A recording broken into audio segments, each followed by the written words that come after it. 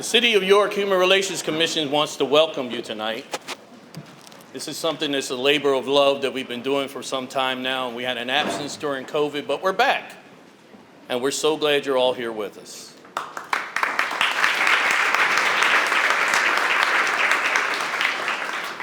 We have a few things we want to talk about tonight. We have some awards we want to give out to some outstanding students, and I'm excited about that. And I'm also excited about some of the people that work in our city here that we're starting to really acknowledge and see that we have a beautiful city. So one of the things I want to do first, can we all join in a moment of silence for Nashville, Mississippi, Kentucky, just for one moment.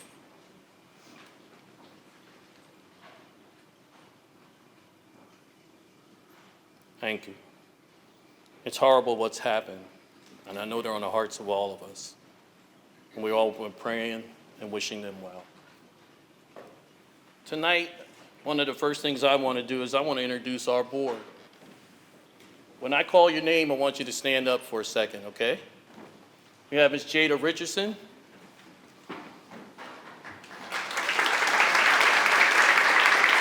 If you don't know Jada, Jada's a person to meet. She's a dynamic person, and I really enjoy working with her. She's a little hardcore sometimes, but that's all right.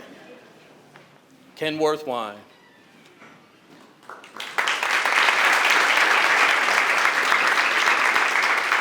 Dr. Worthwine and I have been on the commission now about 12, 13 years. 14, 15? I don't know. We've been together for a long time. But nonetheless, he's my rock. So I have questions and things that we like to discuss. I know I can always go to Dr. Worthwine. Carla Christopher.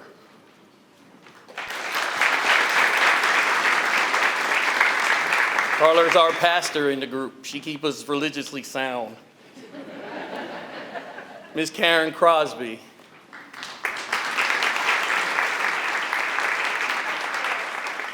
Karen didn't make it? Oh, downstairs. Oh, all right. Ms. Mina Edmondson.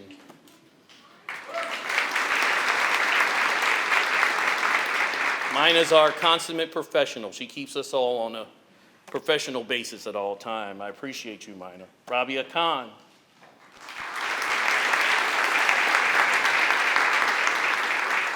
Rabia is our grammarist. We can't say anything wrong. Don't put a period where a comma's supposed to be. She got that part down pat. That's her job. Deborah Martinez.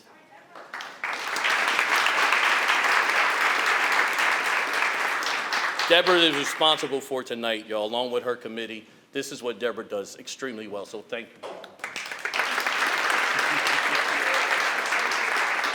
And our newest commissioner, Mr. Jason Query.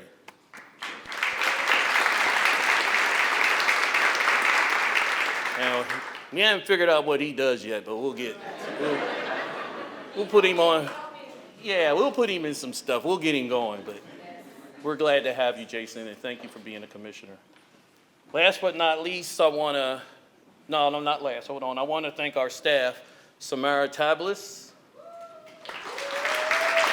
She's probably downstairs. Oh, there she is. I'm telling you right now, we couldn't do what we do without her. She is incredible. We really owe her a great deal of gratitude. And our others, Miguel Soto. Miguel has been working on a lot of things in housing, things like that. He's been really learning, and we're proud to have him on board also. And then now, last but not least, since I had that screwed up, our newest executive director, Ms. Claire Toomey.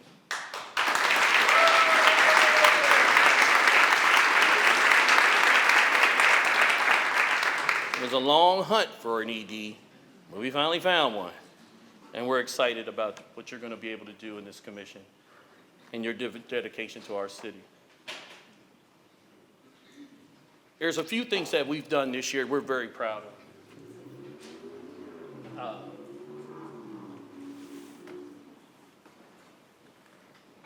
Okay. A lot of things we've really been working hard on fighting discrimination and employment and housing. You know, guys, you know that. That's our 185. That's what we do. But for the longest time, if something happened in the county, we had our hands tied. Well, we took the handcuffs off. When something happens in the county now and you're a resident, if you're a city resident in this town, we're going to go and approach those people to make sure we know that we don't like what's happening. We're assisting those people also in filing with state complaints. So in that, we've been very fortunate. People have actually, when we've called to make a complaint to tell them that their complaint's been filed against them, have been coming back and saying, I'm so glad you told us about that. We didn't know that was going on. We'll address it. They aren't hanging up on us. They're not saying, get out of here, this ain't your area. They have been listening to us. And that's a big plus for us. So we're very happy about that. So what do we desire? We continue to fight discrimination. The commission has been around since 1974, which means we're coming up on a 50th, right? Coming up on 50th real soon. Keep training our staff. Our staff has just done 10 days of training with the PHRC. That's unprecedented. I'm really happy and pleased about that. To educate landlords and tenants in good and fair, that's Miguel's job. He's going to be doing more of that. Right, Miguel? Yeah, okay. To have trained staff work in all type of public accommodations, to carry out proper non-discriminatory behavior, and with outreach events is something that we really want to focus on. We want to go more outreach events. We want you guys to see us in the community, getting out, getting information, and getting things done.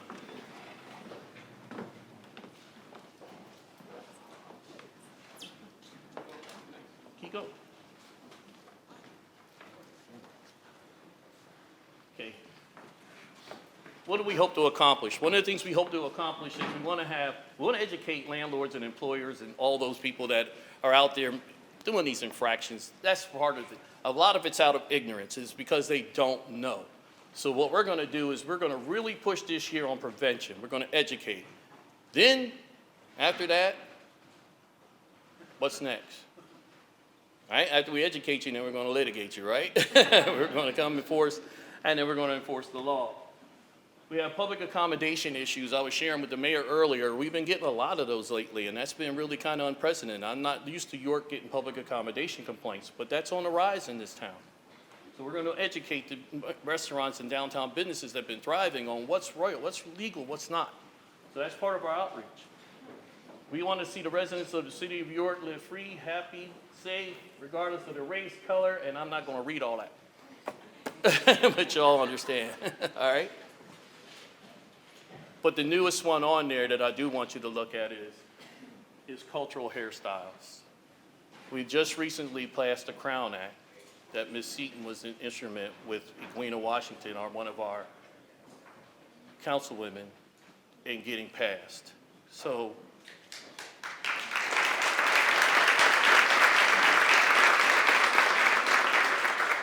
we were happy to do that. We were really good to do that.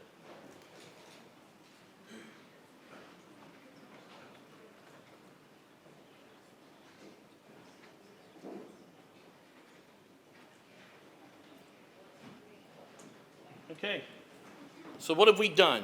Are we wasting your money? Of course not. In housing, we've been able to solve and close over 30 cases between March of 22 and March of 23. Fair Housing Clinics and Symposium was last held in April. We had different organizations share information in fair housing and landlord-tenant relationships. We've had outreach tables in 10 events, places as Martin Memorial Library, Stop the Violence Community Event, First Friday, York City's Friday night community event, and amongst others. Too busy, but we're out here. If you don't see us, call for us, we'll come.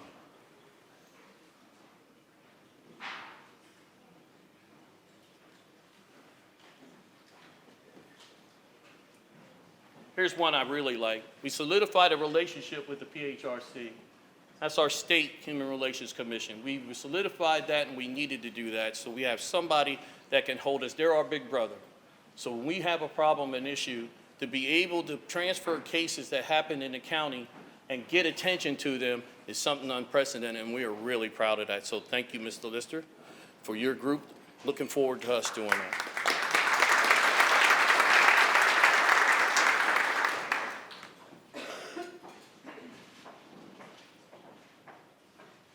We've created a welcome environment for people to come and tell us their story, their experiences, without being judged.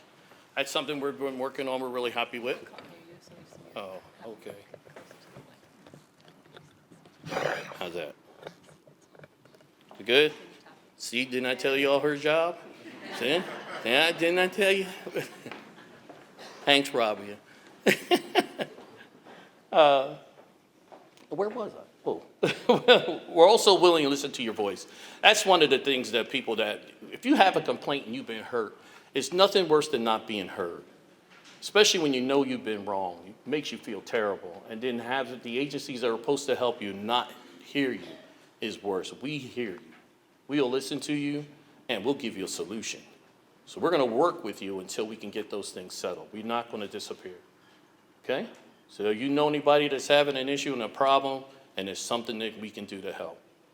Okay? Come see us. CHR? Oh, okay. Also, he blanked it out. We also made a nice comic book. Samaritablis made an outstanding comic book that's really cute for kids, and it details things. It's both in Spanish and in English. They're back at the table if you get a chance to get one, but they were really a beautiful book, and we were able to hand them out at the daycares and things of that nature, and it was really fun. It's a really nice book. So we're doing some work. We hold this dinner every year except for when we had the COVID outbreak. The purpose is to recognize organizations, business, and beyond, and how they favor in our community. We also take pride in high school students. That's something we just started doing the last few dinners. Students with drive and passion and compassion are the voices of equality and fairness for their oppressed peers. So that's something else that we've been recognizing. We want to start recognizing you at a young age and hope that you can carry it on and hope to stimulate and get other kids involved. So that's something that's very important.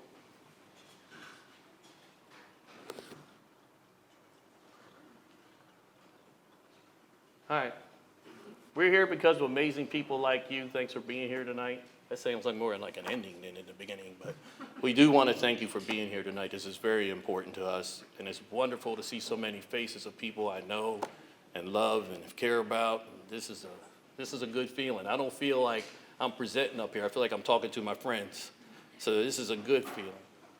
I want to also recognize tonight we're going to let our mayor, he's here, and we're going to have some words from our Mayor Helfrich. Ready, Mike?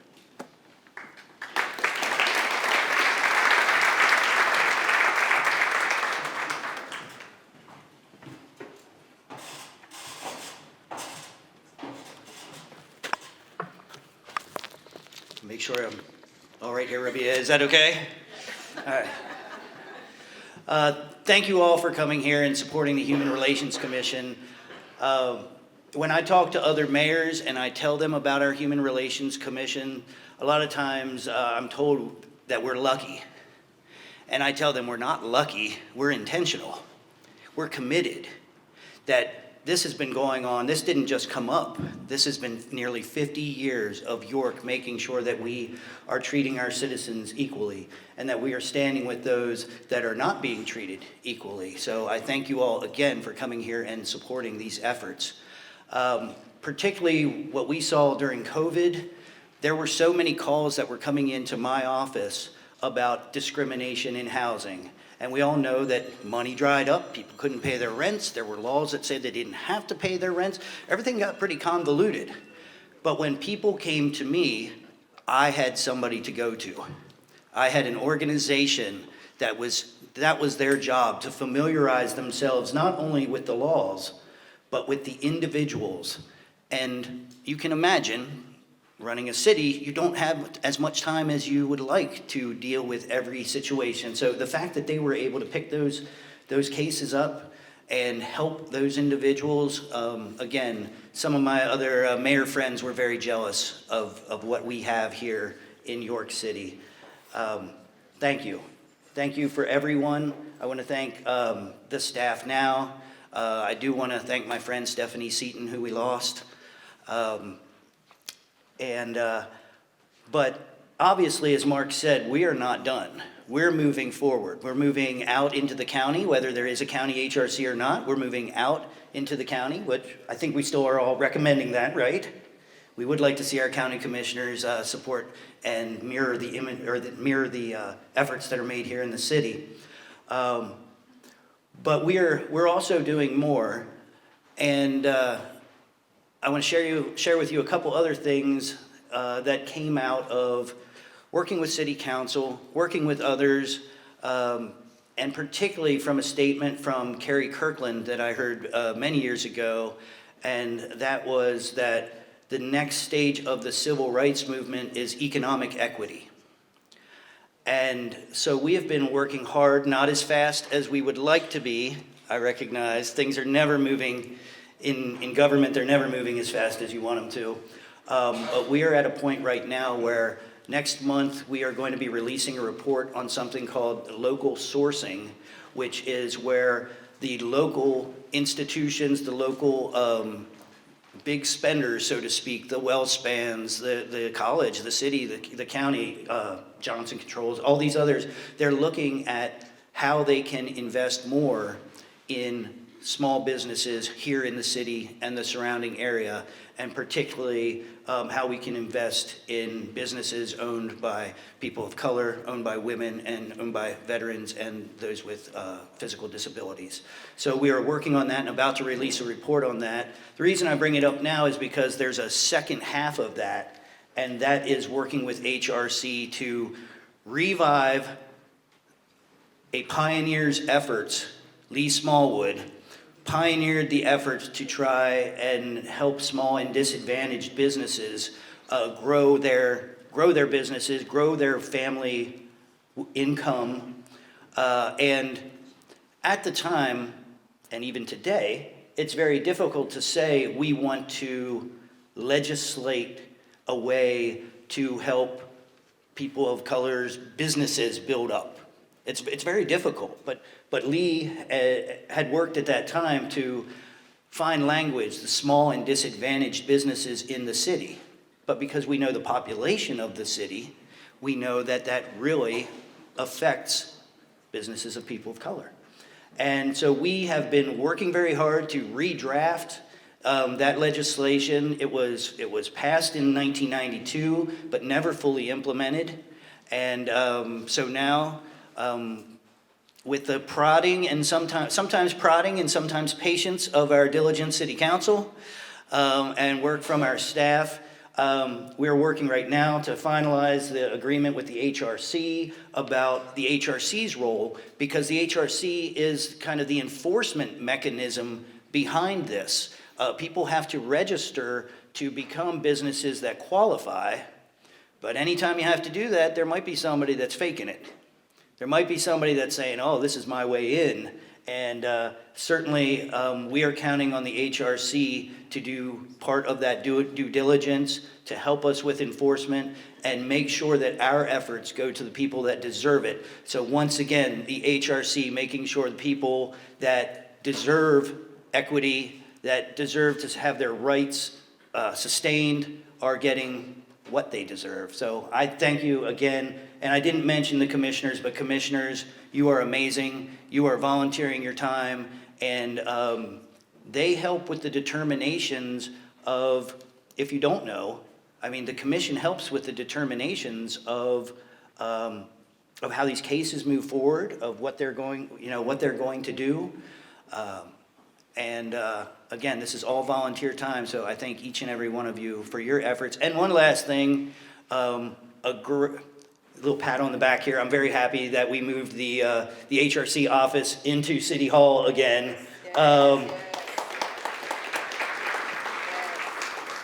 Because Samara is just sunshine. Yes. Every day. She's sunshine, and Miguel, those guys, they're doing such amazing work. And Ms. Toomey, I can't wait to be seeing you on a daily basis in City Hall, and we've got a lot of great work to do together. So welcome and thank you.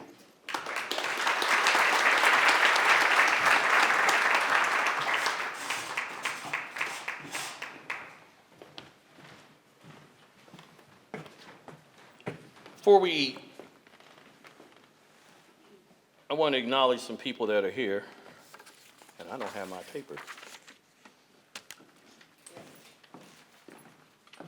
This is what I... This is what you do. That's right. This is what you do.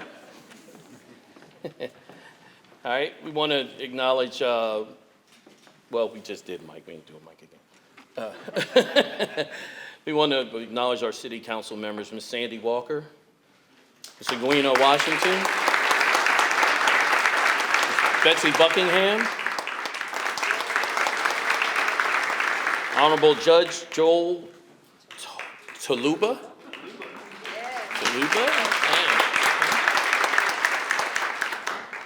State Representative Carol Hill Evans. Is she here? Carol didn't make it? Oh, man. She's a friend of mine. Well,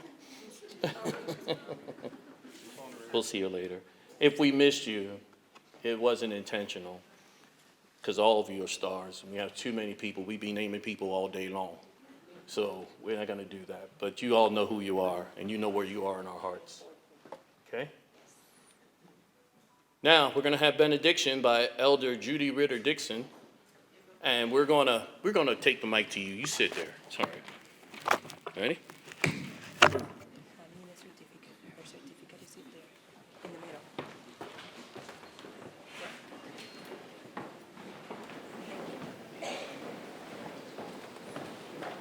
After the, oh crap. After the Thank you. Let us pray. Sweet Spirit, divine essence of all that is, I thank you for the opportunity to rejoice and be glad during this time of celebration and recognition of those who have done the work to make the community a more inclusive place to live, play, work, learn, and just be. I ask that you bless each of the honorees who have committed themselves to the work of promoting diversity, equity, inclusion, belonging, and justice. Cover them in love, surround them with support, and endow them with incomprehensible peace to guard their hearts and their minds. I ask that you bless the Human Relations Commission, its staff, and its board members. Grant them insight and wisdom in the execution of their respective offices. May they continue to use their positional power to effectuate positive change in this city. Finally, I give thanks for the food that we will receive, that it bless our bodies as well as our taste buds. So with a grateful heart, I ask these things in the many names by which you are called, but not only beholden to. Jesus, amen, amen, and ashe. Ms. Fran Dixon, on behalf of the Human Relations, we would like to recognize you and present you on behalf of the benediction during the 2023 Diversity Dinner at the Community and Commission idea of harmony, justice, and equality from your community, the 30th day of March 2023. Thank you.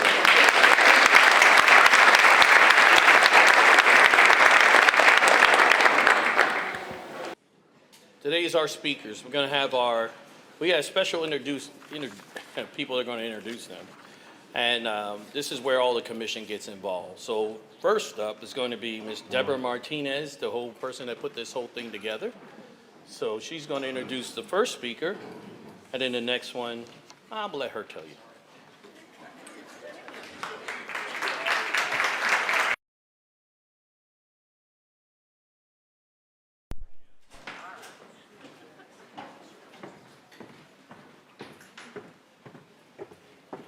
Let me fix this before Rabia comes. Rabia, I'm doing it, look. I hope I don't break it, okay. Good evening, everybody. Thank you, I want to say thank you. You look beautiful from down there and up here. You look beautiful, elegant, and I'm happy that you're having fun. And it took a lot of work, but we are here to present to you two great guests that we have for you, and I have the privilege to present you our guest speaker, which is Mr. Norman Bristol Colon. Norman Bristol Colon is the first appointed Chief Diversity Officer for the Pennsylvania Department of Community and Economic Development, where I work, so he's kind of my boss as well. So as a Chief Diversity Officer, Bristol Colon is the principal architect of the agency's diversity, equity, inclusion, and belonging programs.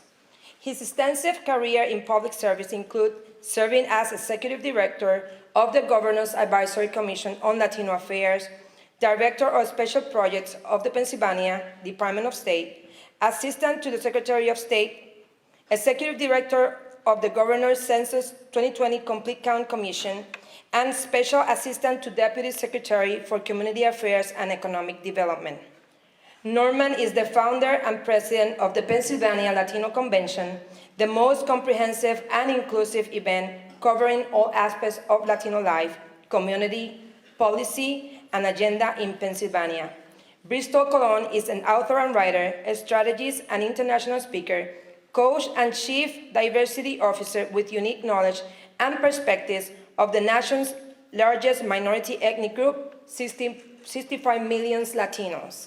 And I want to address the fact that Mayor Helfrich mentioned that your city is trying to bring new, vibrant community and address the development of businesses and make York better. And I think that our guest speaker is the best person to be here today and talk to us how we can make the state, the Department of Community and Economic Development involved so we can get the funding that we need to create those opportunities for our community citizens. So it is my pleasure, my privilege to have Mr. Norman Bristol Colon with you, my friend, my boss, my mentor. Come up here, Mr. Bristol Colon with you.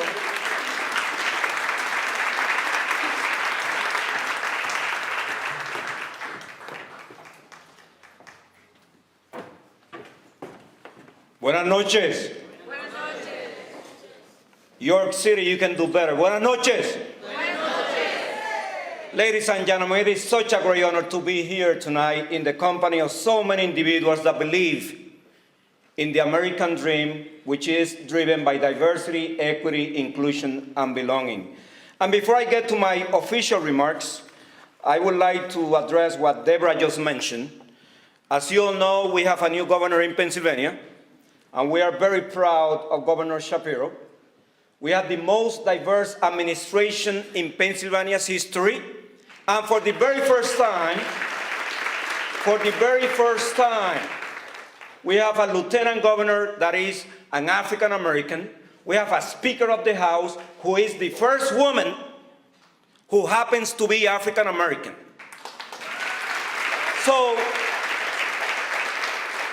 any day that you feel hopeless about the promise of America, look at us, look at Pennsylvania.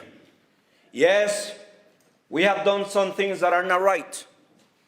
But today, I can tell you with 100% confidence that we are righting some wrongs.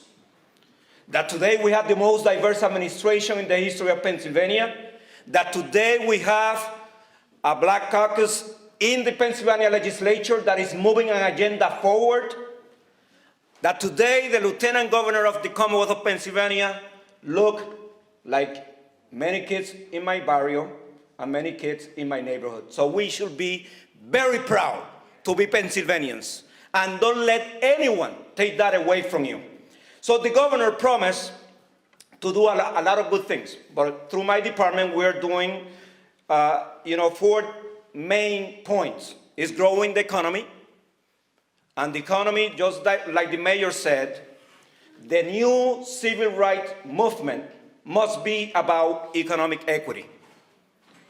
We have disenfranchised for years after years, centuries, people of color, disenfranchised them. We have removed them from the prospect of the promise of America. And you know what we have been creating in the process? Poverty. Poverty in brown and Black communities. It's not because they want to be poor. Who wants to be poor in the strongest nation on earth? No one. But systemic racism and systemic discrimination is driving people of color, especially brown and Black, to be poor because the opportunities are not there. So we want a fair economy. strengthening our communities. You and I know very well that Pennsylvania today is more diverse than ever before. 1.4 to 1.5 million African Americans in Pennsylvania, 1.1 million Latinos, 600,000 Asian and Pacific Islanders. Ladies and gentlemen, let's not ignore the fact that America is a diverse nation, that America is a bilingual nation.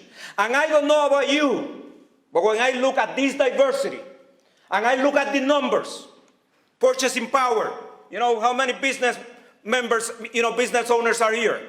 They're from Fulton Bank. This is a message for Fulton Bank and everybody else that want to do some business with America's diverse communities.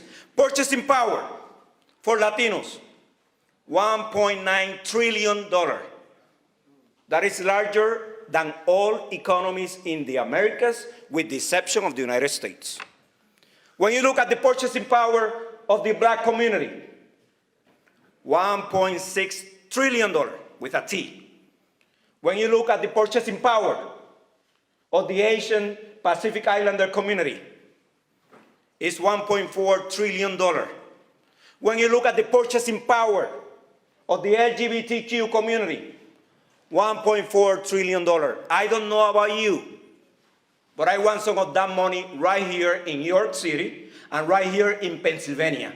And the only way that we are going to be able to attract that injection and that economic activity into our cities and towns is by changing attitudes and becoming welcoming places and understanding that America today is more diverse than ever before. Because you know what? The governor in Maryland is hearing this message, and he's taking it to heart. Not only because he's the first African-American governor in Maryland, but because he knows that this is the future of America. And the only way that we can move York County and York City forward is by embracing the fact that America is more diverse today than ever before, and that Pennsylvania is more diverse than ever before. We want to empower our workers, ensure that every time that we are promoting individuals, those individuals look like people in those communities. And finally, providing opportunity to underserved businesses. So I welcome the opportunity to speak with the mayor and find ways where we can provide support to diverse businesses right here in New York City, Pennsylvania. Today you are going to hear from an amazing leader, my esteemed colleague and my black brother. He inspired all of us every day, and Pennsylvania and New York, please know this from the bottom of my heart. We are a better state because he exists. We are a better society because he exists. He happens to be African American, but ladies and gentlemen, he is one of the finest public servants that we have in the entire Commonwealth of Pennsylvania, my dear friend and your keynote speaker, Chad Lassiter. Chad, thank you, brother.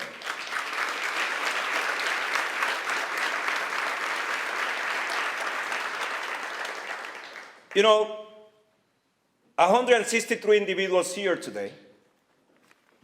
You join the family of individuals that believe in diversity. So I want to close with this because I can go on and on and on. You hate politicians in the microphone, right? Thanks God I'm not one of them. But sometimes I think I am, so I have to be careful. So let me just say a few things. I know the ugly face of racism. I live racism. I have experienced racism. And I survived racism. As a matter of fact, the only place where I have been arrested is right here in the city of York.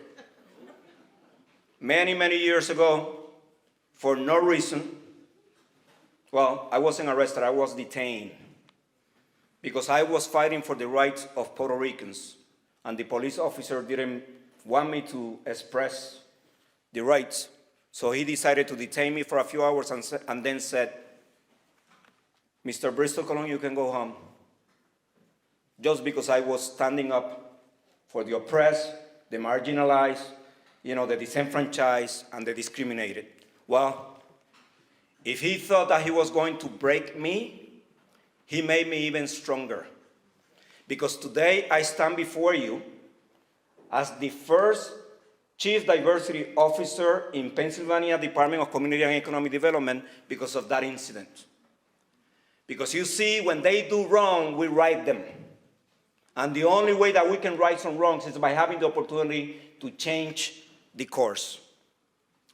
So through this process, I learned a simple truth. Racism, and hear me very clear, racism is not the problem of the person who experiences it. Those of us who experience racism cannot and should not internalize it, despite the impact that it can have on our everyday lives. We must face it down, no matter whom it's directed towards. Racism is the problem of the racist. And it is the problem of the society that produces the racist. And in today's world, that is every society, not only the United States. Many times we hit too hard to ourselves. Because you see everybody look at us and they expect that we have all the answers for the world. Well, racism is not only the problem of the United States. But as the strongest nation on earth, we have to end it. We have to eradicate it. And in so many of our communities, racism is endemic.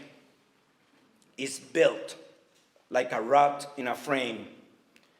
And it remains, and it festers, and it spreads, because many of those in charge allow it to happen. Others, they look and pretend it's not there, but like cancer, if ignored, it grows. The FBI have reported a spike in hate crimes over the past 3 years, particularly against Latino Americans, Muslim Americans, and Jewish Americans, and especially on immigrants. The most recent data shows hate crimes rising to a level not seen in over a decade. And let's not even mention the fact of the hate crimes involved and against Asian and Pacific Islanders because of the COVID-19 outbreak. I ask you from the bottom of my heart, and I know that 163 people are here today, and I'm not going to end my speech with what I wrote. I'm going to end my speech with what I believe you should hear. Today, because it's Throwback Thursday, right? If you are my friend on Facebook, you know that what I posted. It's 3 pictures of myself. Myself when I was in first grade, then at 23 when I was the Executive Director of the Governor's Latino Commission, and then now, and I'm not going to tell you my age. And I posted this. I said, a first grader, 4.10 GPA in a 4.0 scale, who learned to read the newspaper before getting to elementary school. A mama's boy who adored his mother to the point of crying when she left him in school every morning, and idolized his grandmother to the point of only seeing perfection in her. A faithful who read in church on Sunday Mass with the assistance of a bench to reach the podium or the altar. A dreamer who practiced in the dining room of his house how to eat properly, so when he grows up, will be ready and not intimidated to eat in the White House with the President of the United States. A responsible young citizen or young boy at the age of 7 who escaped school during lunch to pay his respect to the mother of the mayor of his town when she departed. And an avid reader and writer who knew he would be someday a published writer. A poor barrio kid who never ceased to dream. A kid that today I love so much. I share this with you, ladies and gentlemen, because we have so many broken brown and black men. This is my story. And it is the story of so many brown and black men in York, in Lancaster, in Allentown, in Reading, in Philadelphia, and all across America. Racism and discrimination can break us. I came here with exactly those same hopes and those same aspirations. And I never let racism and discrimination break me. Let's make sure that we have no more broken black and brown men in our society. And the only way to do so is by you continue to championing equity, diversity, inclusion, and ending discrimination once and for all. God bless you.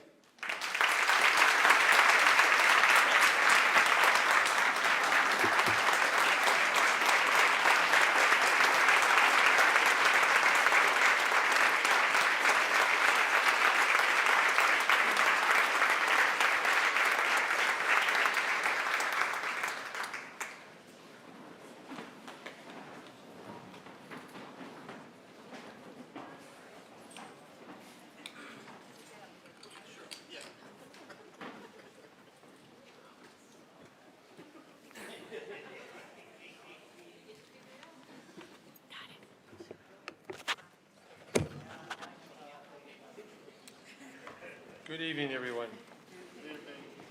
So this is our first diversity dinner in 3 years. We didn't have any for 2 years due to the pandemic.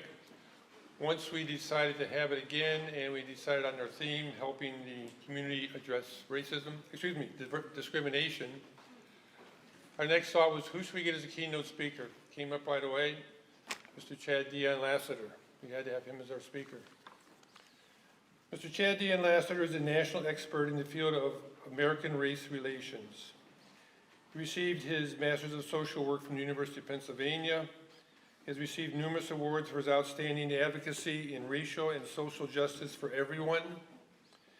He is now the Executive Director of the Pennsylvania Human Relations Commission, where he continues to push the Commonwealth forward to diversity, equity, and inclusion training, to unconscious bias training, and to anti-racism training. He has a staff of 87 who occupy 3 regional offices which serve the 67 counties of Pennsylvania. He has launched numerous programs to address and reduce hate, to advocate for global social justice, and to promote racial dialogues and a beloved community dialogue. He will probably mention that tonight. He believes that we are all in shared relationships throughout our entire life. Recently in their monthly bulletin, their monthly newsletter they sent out, he called for individual accountability and asked this question: how well are we living up to our creed to bring the woes of the marginalized to the forefront of the public's attention?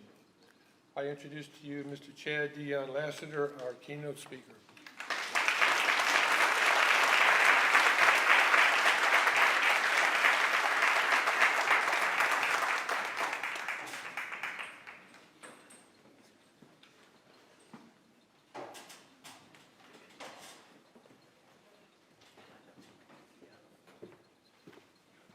Good evening.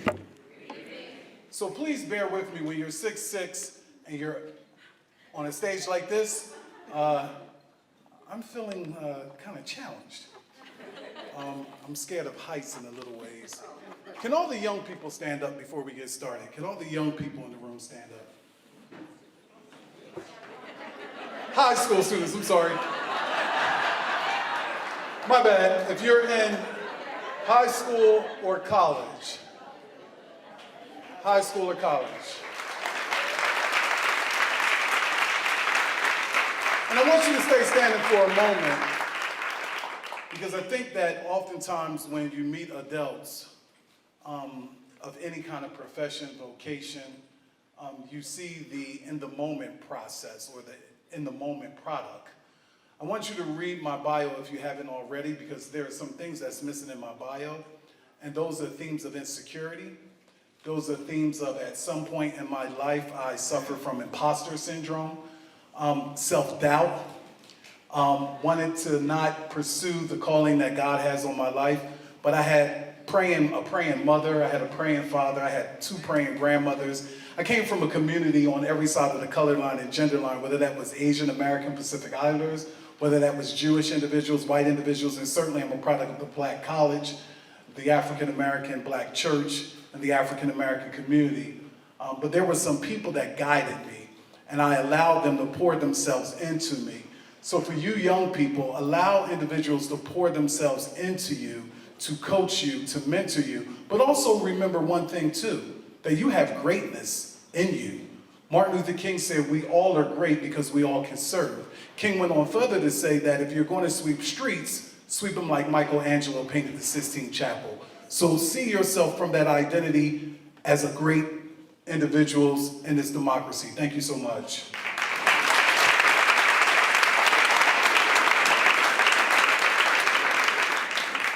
So you adults thought that you were getting off easy too. I want everybody to stand now.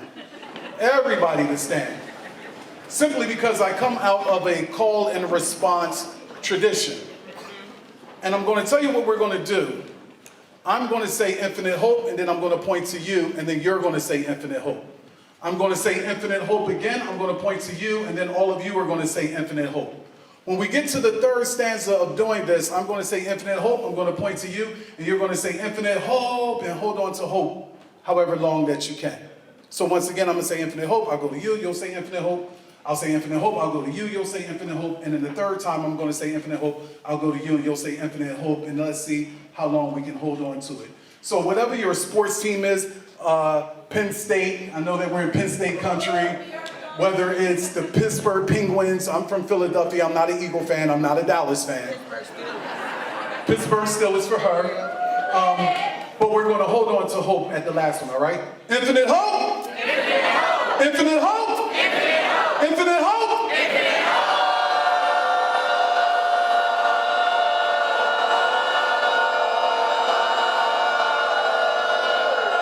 Thank you so much. Thank you so much. You can have a seat. Martin Luther King said, we must accept finite disappointment, but never lose infinite hope. We must accept finite disappointment, but never lose infinite hope. I'm humbled and honored to be here. I'm not a keynote speaker. I just operate in the 3 pillars that came out of the civil rights movement: truth, love, and kindness. The organizers of this, how do you pick me as your speaker to go after Norman Bristol Colon? I have no idea how you do that. But I do want to, before I lift up the keynote address that has come to me, to simply say that oftentimes, I'm not generalizing or stereotyping, but oftentimes toxic masculinity does not allow us to, one, be vulnerable, hyper-vulnerable, sensitive, hypersensitive, or to say the things that Norman said from this stage about me. But I do want to acknowledge that Norman, along with Kim Bracey and Lori Butler, and I could just mention so many people in this room, have not just been supporters of the Pennsylvania Human Relations Commission, but they've been supporters of me as a servant leader while I have been at the Pennsylvania Human Relations Commission. So I want to give them props, and I want to thank all of them from the bottom of my heart. The second thing I just want to be very clear about is that this is not a job, this is an assignment. I was sent to the Pennsylvania Human Relations Commission 5 years ago. May 8th is 5 years. But there have been some things that I still want to do on behalf of the wonderful people of the Commonwealth. So it looks like I'm going to be around a little bit more longer, and that's fine. So let's jump into what this message is tonight. And once again, I'm going to get through this because tonight is really about these young people. There's an African proverb that verbalizes, I am because we are. And so young people, we're just so very proud of you. And so this is really about your night. You have some awards. I hope I can give it away. Did they know they were getting awards? Oh, I'm sorry. Well, y'all have some awards up here. Some other things are going on, right? But thank you for inviting me here tonight. I am honored to join and to share my thoughts on discrimination, an extremely timely but difficult topic. And more importantly, to talk through how communities, and specifically our human rights communities, can address it. No one is unaffected by discrimination. It harms us all. From my hometown of Philadelphia, Marian Anderson, she was a famous opera singer from Philadelphia, whose voice was angelic, but whose career was marred by the evils of racial discrimination, some of the things that you heard Norman talk about. She had these prophetic words to say about the price of discrimination. Open quote, "No matter how big a nation is, it is no stronger than its weakest people. And as long as you keep a person down, some part of you has to be down there to hold him or her down. So it means you cannot soar as you might otherwise."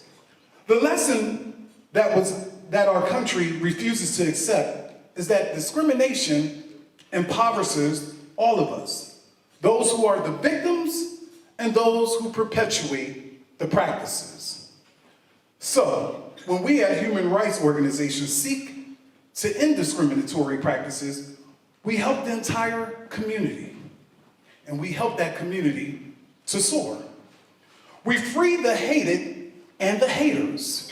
I'm especially excited to share with you this evening the PHRC's beloved community concept, which I believe will become the essential work for the 21st century human rights organizations. Because what history has shown us is we all have a part to play in creating the beloved community. What history has also shown us is that we will not legislate, nor cannot protest our way out of discriminatory actions. But didn't we all think that by 2023, discrimination would be an issue of America's past? Or at least some of us did. Something found in our history books. George Clooney, the actor, was right when he called the riots after George Floyd was killed just a reminder, Mr. Mayor and others, of how little we've grown as a country from our original sin of slavery. This is our pandemic. It infects all of us. And in 400 years, we've yet to find a vaccine. Doesn't that sound just like a man married to a human rights attorney? We thought that issues such as systemic racism, economic inequality, suppression of voting rights, and restrictions on reproductive freedom would have been eradicated. Instead, we are now dealing with something even more sinister, the glorification of hate. Sometimes it goes under the guise of neo-Nazism or extremist political party affiliation. But no matter what it's called, the glorification of hate brings about mass violence. And that brings renewed urgency to the question, what can we do? That's not a Socratic question. What can we do? March 21st was the UN's International Day for the Elimination of Racial Discrimination. I see it as yet another opportunity to stress that each country and each nation on the globe has a right to fight for justice for all. Specifically, each county of the Commonwealth has an obligation to protect every resident's human rights. For almost 7 decades, I'm proud to say that the PHRC, the state's largest civil rights organization, has been diligently trying to eradicate discrimination in our beautiful Commonwealth. It is our mission to promote equal opportunity for all and enforce Pennsylvania's civil rights laws that protect people from unlawful discrimination. This May, I will celebrate my 5th anniversary as the executive director of the PHRC. But I don't think celebration is quite the right word. In just 5 short years, I stood witness to so much painful destruction, vile acts born out of hate. In 2018, after only a few months after taking office, Robert Bowers, 46, walked into the Tree of Life Synagogue with an AR-15 style assault rifle and at least 3 handguns. Once he finished shooting, 11 congregants were dead, 4 policemen were wounded, and places of worship across the state ceased to feel like our houses of faith were a safe space. In 2019, we saw the highest number of hate crimes since 2006, according to the Anti-Defamation League. And remember that hate crimes tend to be unreported crimes. Then in 2020, there were 347 hate crimes, a 210% increase from 2020. It is the same year, on May 25th, 2020, that George Floyd, a 46-year-old black man, died after a police officer knelt on his neck for 8 minutes and 46 seconds. And he yelled out that most endearing term, "Mama!" It touched off an international furor. In 2021, Pennsylvania had the highest level of white supremacist propaganda incidents. 473 occurrences in the nation in 2021. Even the first day I walked into my job at the Pennsylvania Human Relations Commission, I was confronted with the possible case of racial and gender discrimination at Dover Township Golf Course, when 5 beautiful black women out for a bit of fun on a beautiful day were escorted off the Grand Valley Golf Course. Was it a case of racism? A case of misunderstanding? An example of poorly trained staff? Or was it golfers misbehaving and violating golf etiquette? The case was tried in the court of social media. Some argue that me, as the executive director, was tainting the case when I don't even touch investigative processes because I took a picture with those women. My spirit is always attracted to suffering. The suffering of Jews, the suffering of Native Americans and Indigenous, the suffering of the LGBT, the suffering of poor whites, not in a rural area, in urban Philadelphia, the suffering of Latinx people, the suffering of Native American Indigenous, the suffering of African Americans. Ethnocentrism does not exist in my body. I trend on the side of justice.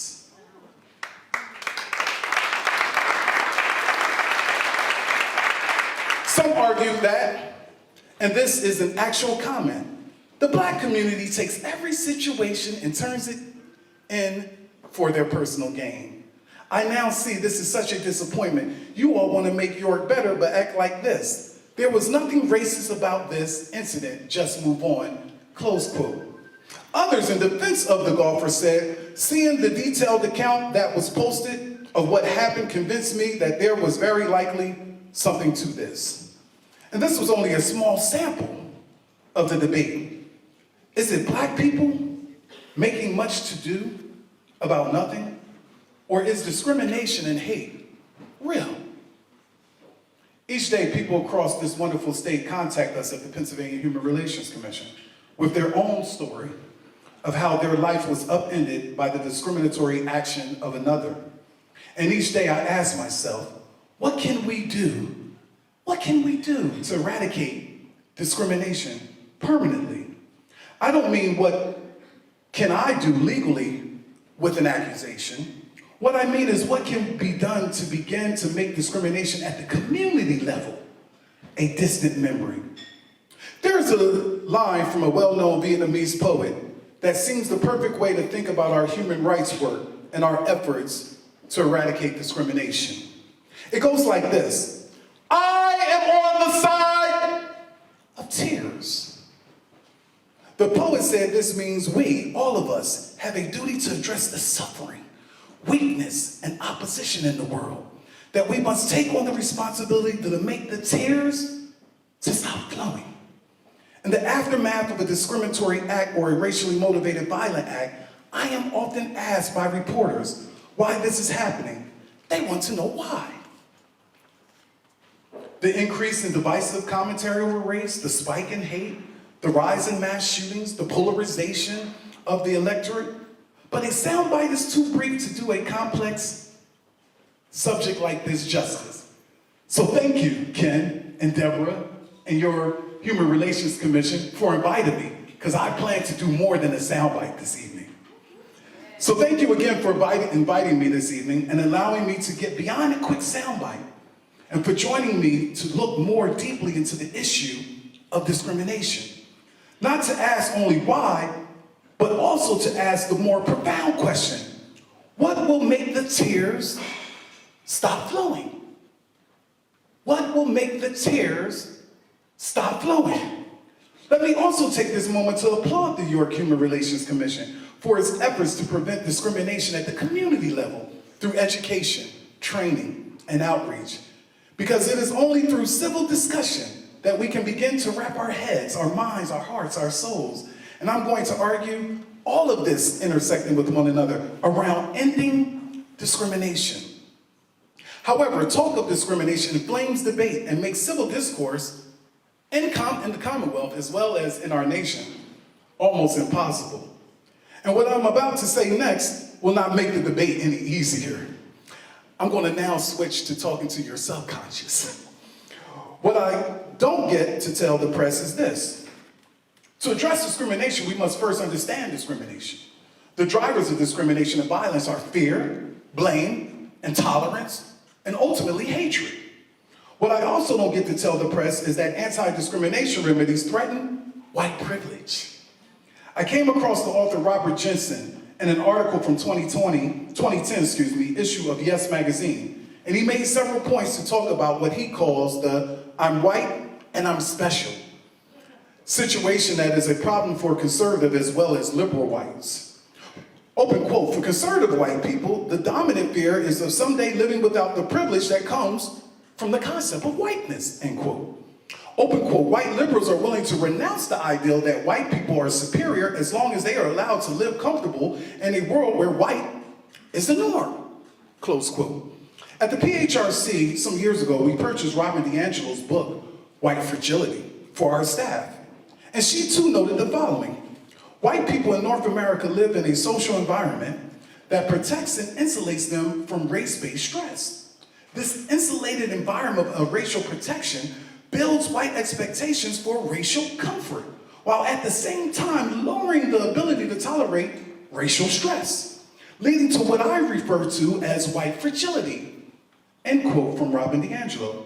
I also don't get to tell the press and others, according to the Pew Research Center, college-educated whites are especially likely to see their race as an advantage. 47% say being white has made it easier for them to succeed. About half of the country's white Democrats are also among the most likely to say that their race or ethnicity has made it easier for them to get ahead in life.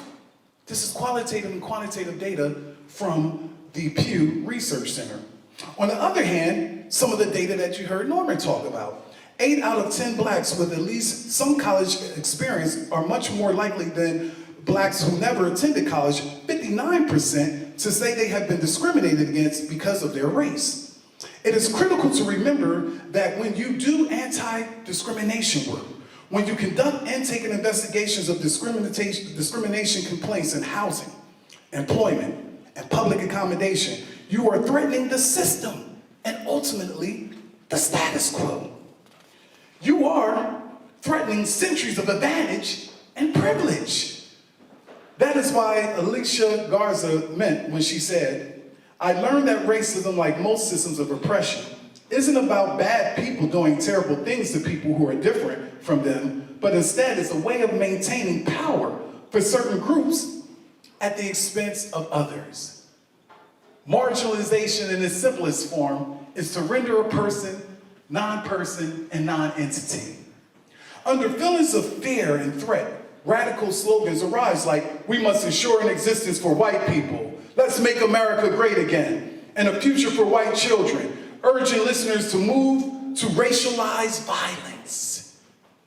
We never talk about white anger, white violence, white rage. You don't turn on the news and hear a term called white on white violence. Dylann Roof was one of the persons who was radicalized by these types of slogans. And I have never quoted Bertrand Russell during a TV interview who said, collective fear stimulates herd instinct and tends to produce ferocity towards those who are not regarded as members of the herd. According to FBI statistics, hate crime incidents have become more frequent and more violent in recent years. The categories most often involved are race, ethnicity, ancestry, 62% of cases, LGBTQ, 23% of cases, and religion, 13.4% of the cases. But I'm not on TV now. And so maybe this is a good place to quote the great Toni Morrison, who said, "If I take your race away and there you are, all strung out, and all you got is your little self, and what is that? What are you without racism? Are you any good? Are you still strong? Are you still smart? Do you still like yourself?" I mean, these are the questions. Part of it is, yes, the victim. How terrible it's been for black people. I'm not a victim. I refuse to be one. Morrison goes on further to say, if you can only be tall because somebody is on their knees, then you have a serious problem. Morrison said, and my feeling is that white people have a very, very serious problem, and they should start thinking about what they can do about it. Take me out of it. This was Morrison. This is not an indictment against white people who are in this room. This is Morrison. Context. So let's just say the battle is real, and you are all in the trenches. What is this beloved community? The beloved community comes out of the civil rights movement, espoused by Rabbi Abraham Yahshua Heschel and Dr. Martin Luther King Jr. Make no mistake that there were Jews and whites and others who fought for civil rights on behalf of this democracy, this republic, on behalf of African Americans. We often think of discrimination, as I stated before, in terms of individualisms and individuals. But discriminatory acts are an offense against the entire community. The PHRC has a long history of dealing at the individual level, but I want to add to your toolkit the concept this evening of the beloved community. But what do I mean by the beloved community? The beloved community, as I stated, is a term that was popularized by Dr. Martin Luther King Jr. and Rabbi Abraham Yahshua Heschel. It describes a community where members are passionately committed to the work of nonviolence and peacemaking. A place where combatants can reconcile. The result of nonviolence, King explained, is the beloved community. A community that considers all of us interconnected as a garment with a destiny on a global level. That the suffering of one is the suffering of others. Last Friday, Joyce Davis of Penn Live had me as the keynote speaker. Lisa was there as the International Women's Conference. And I said, oh, Joyce, a male as the keynote for a women's conference? I said, what have you gotten yourself into? But as I stood there, Reverend Carla Christopher, and I heard the stories of women from the Sudan, from the Ukraine, from Turkey, from Germany, and I heard narratives of resiliency and empowerment and female genitalia mutilation and all the challenges that they went through. I said it's time to get back to being committed of using my male privilege and my very life as a vehicle to alleviate the suffering of others. Not from a deficit model, but from a stress-based perspective. Men in the room, we should be concerned with breast cancer. Not when our loved one comes down with breast cancer, but for the mere fact that we're human. This beloved community addresses issues, and we do it in a manner in which we need advisory councils. We need human relations commissions. So what is it? Social justice committees are hosting ongoing social justice lecture series. That's one of the things we do. I believe that we need to use the beloved community tool of reconciliation alongside those of litigation and policy making. It's a different way of looking at social justice. There were two white girls in Philadelphia who painted their white classmate in blackface. The Archdiocese and others were calling for those young girls to be expelled from the school. I was one of the few people that said, let's talk to them historically about why you don't adorn blackface. Same situation that we had up in Bloomsburg, at Bloomsburg University. White football players and black football players were engaging in racial satire. And everyone wanted to dismiss the white players as well as the black players. And I said, why don't we have them shadow us at the PHRC?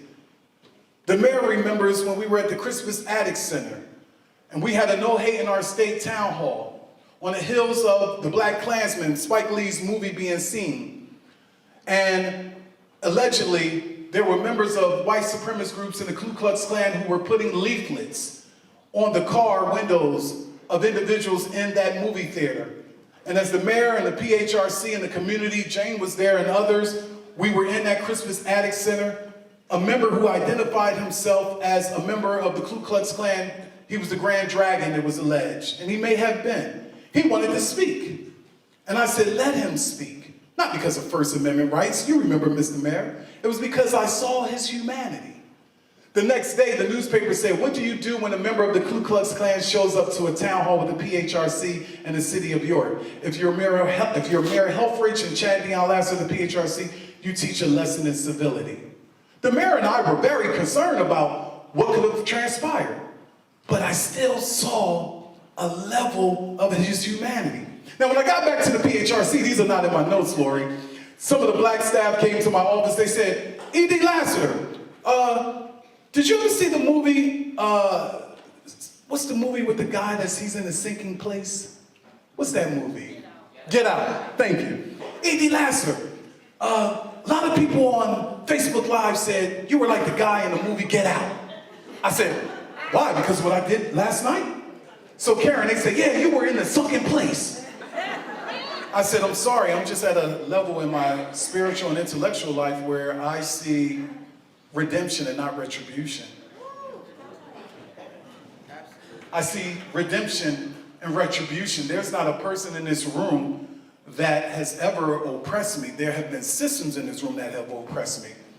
For whites in the room, we shouldn't walk around with white guilt. We shouldn't call ourselves allies or accomplices. My grandmother, who cleaned bathrooms for white people and others, she said just fundamentally be a good person. The golden rule is not only just to treat people the way you want to be treated, but treat people the way that you were not treated. So Dr. Martin Luther King often spoke of the transformational power of the beloved community and explained in 1963 the following: I do not think of political power as an end. Neither do I think of economic power as an end. They are ingredients in the objective that we seek in life. And I think that end of that objective is a truly brotherly society, the creation of the beloved community. It's been 60 years since Dr. King made that comment. It is my hope it will not take another 60 years before his vision is realized. Over the next year, I will be going to each county in the Commonwealth to discuss the implementation of the beloved community concept.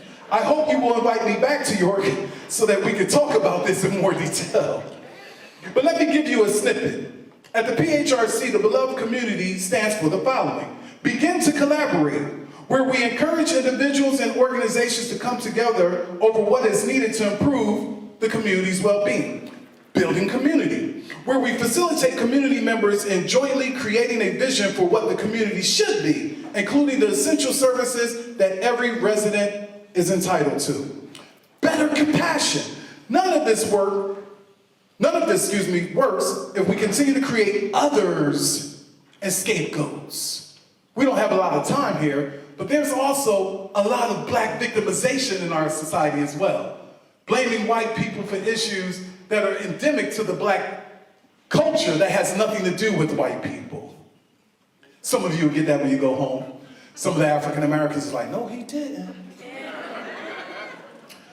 Beyond conflict, where we create practices that will help a community grow beyond divisiveness. Coming together in a beloved community to listen to one another. Becoming the culture. This is where the tenets of the beloved community are fostered in every aspect of community life, becoming the new normal. However, this work is demanding, and I encourage you to integrate your self-care into your daily routines so that we renew our strength and not grow faint. And I encourage you to remember what Zora Neale Hurston once said: sometimes I feel discriminated against, but it does not make me angry. It merely astonishes me. How can any deny themselves the pleasure of my company is beyond me. As I end for this evening, I leave you with the words of Emmett Till's mother, Mamie Till. As her son was laying out in that casket, with his head about 4 to 5 size his original size. Someone in the congregation in that church in Chicago, they yelled out to her, "Do you hate what they did to your son?" Another person yelled out, "Do you hate what they did to your baby?" And right on point, she said, "I don't have a moment to hate. I'm too busy pursuing justice."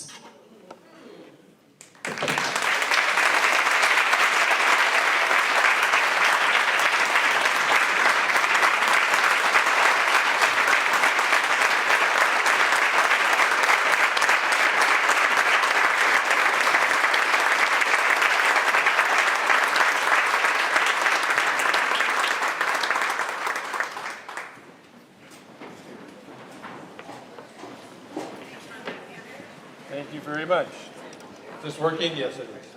So we're giving Mr. Lassiter, Chad Lassiter, one of our awards, State's 2023 CYHRC Diversity Dinner keynote speaker, presented to Chad D. Lassiter, MSW. Thank you.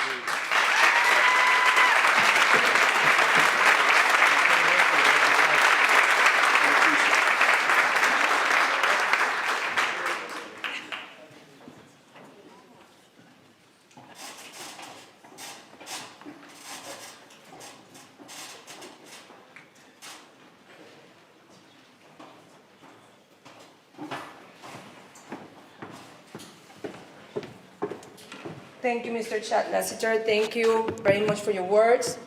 And I want to call back our guest speaker because, I am tired and I just, doing too many stuff that I forgot to give our guest speaker his award. So I want Mr. Norman Bristol Colon to come up, please.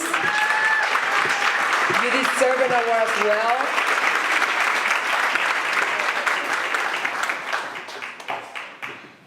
And to Mr. Norman Bristol Colon for being our guest speaker at the 2023 City of York Human Relations Commission Diversity Dinner. Thank you.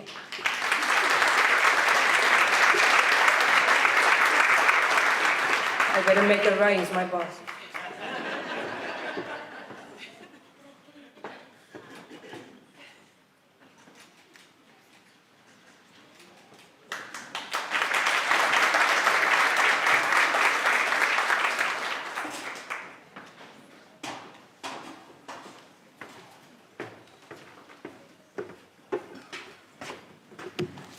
Good evening.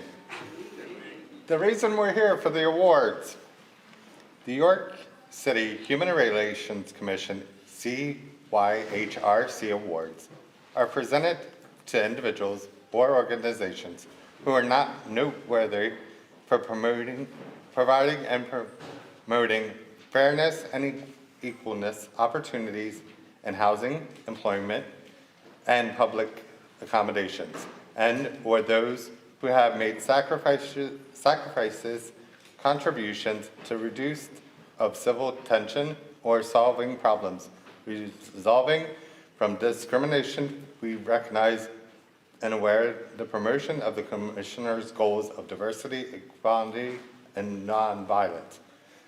CYHRC awards are Dr. Frederick D. Holliday Award for Community Service, the Legacy Award, the Large Business, Small Business, the Lewis Atwater Student Awards.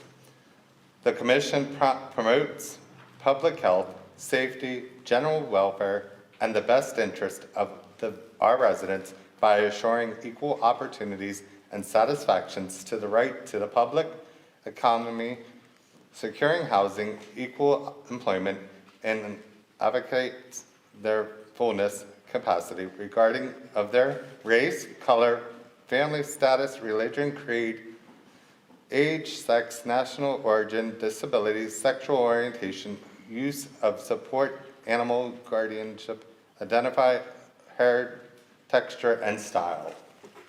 So now on with the awards.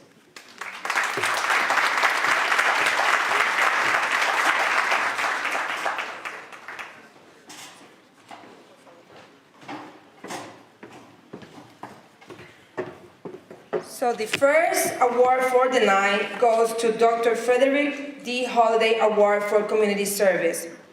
The Dr. Frederick Douglass Holliday served as the superintendent of the school district of City of York from July 1974 through June of 1981. He was the first African-American school superintendent for the school district. Later, he went on to serve as superintendent in Plainfield, New Jersey, and Cleveland, Ohio, where he passed away in January 1985. In 1958, he received his master's degree in elementary education and administration from Temple University in Philadelphia, Pennsylvania. In 1970, he received his certificate of advanced study and his doctorate from Harvard University, where he was Phi Delta Kappa. Dr. Holliday was very active in the York community, serving as a director of York Hospital, York Federal Savings and Loan, York College, York chapter from the NAACP, and the Strand Capital Performing Arts Center. He was vice president of the York Area Private Industry Council and served on many more committees and boards. His life was devoted to seeking an equitable education for all students, and that as inclusive of everyone. So our first award goes to an organization, an initiative from the House of Reconciliation Church here in York. The leadership goes through Pastor Alexander Alvarado. So please come up, Pastor Alvarado. Pastor Alvarado started the Stop the Violence initiative in 2013 in honor of his baby sister who died due to a domestic violence dispute where she was shot twice by her boyfriend and died. That was a devastating life event for him and his entire family that marked their lives forever. However, for Pastor Alvarado, it was a motivational tool that pushed him to establish the Stop the Violence initiative, not only to keep his sister's memory alive, but also to offer emotional and spiritual support to families and friends who have been impacted by acts of violence as well.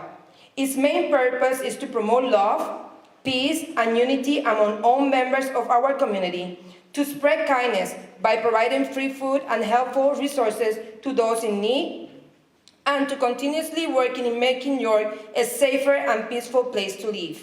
The Stop the Violence movement is active throughout the whole year, and its main event takes place during the summer, where all the members of the community gather to celebrate and remember the lives of the family members lost due to all types of acts of violence. And it is my honor and pleasure to present the Dr. Frederick D. Holliday Award for Community Service recipient to Pastor Alex Alvarado for the Stop the Violence initiative.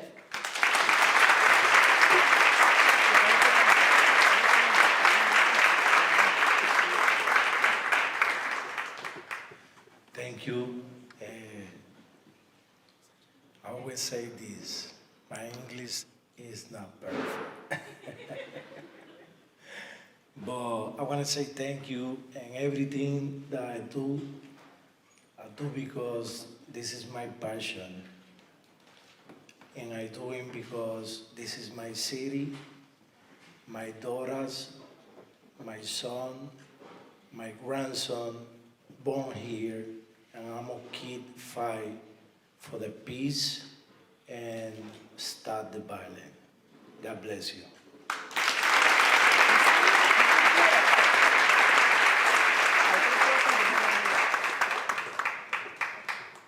The awards read 2023 City of York Human Relations Commission Diversity Dinner Community Service Award presented to Stop the Violence Initiative, Pastor Alex Alvarado.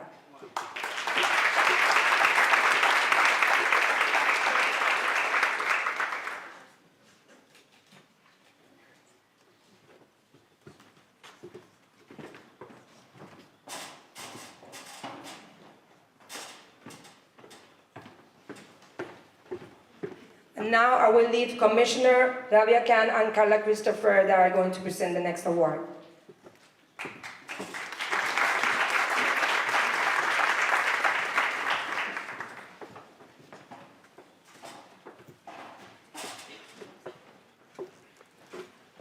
Good evening. This year's City of York Human Relations Commission Legacy Award recipient is being presented to the family of our late Commissioner, Miss Stephanie Seaton. Carla and I wouldn't be here without Stephanie Seaton's mentorship and support. She personally invited both of us to serve as commissioners. Commissioner Seaton served the York community passionately as an advocate and activist for those who often did not have a voice. Commissioner Seaton joined the City of York HRC in the early 2000s as the Housing and Employment Investigator, eventually becoming the Executive Director. During Commissioner Seaton's time with the City of York Human Relations Commission, she helped organize the York City Human Relations Unity Walk to encourage unity, peace, equality, and to honor the lives lost during the 1969 race riots. This work is remembered through a memorial she installed at Farquhar Park along North Newbury Street. The memorial honors both Officer Henry Shard and Lily Bell Allen, a Black woman from South Carolina who was in York visiting her relatives.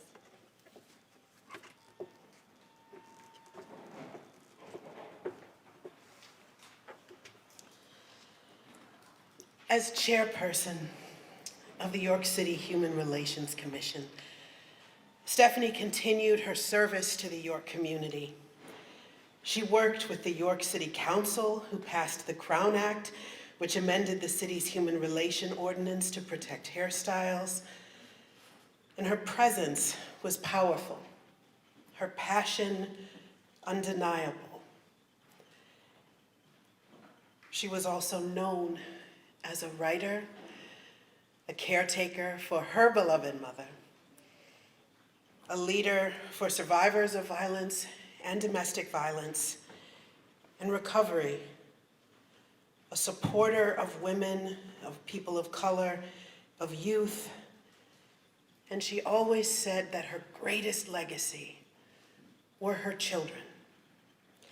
And so, as we are grateful for her work and proud of the legacy she leaves behind, I invite a group of incredible young people, not so young anymore, some of us, but who I love dearly and have watched grow over these last many years, to the stage to accept this award on behalf of their mother, Stephanie.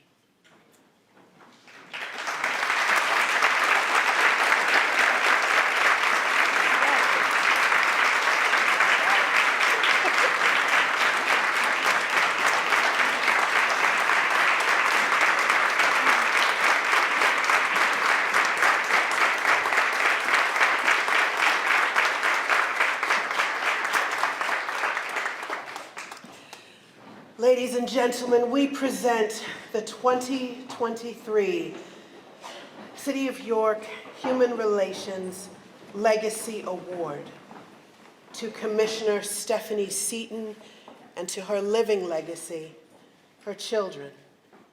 Chandra Cherie is here. Oh, Shelby is here too. So my beautiful woman, this is for you. Thank you.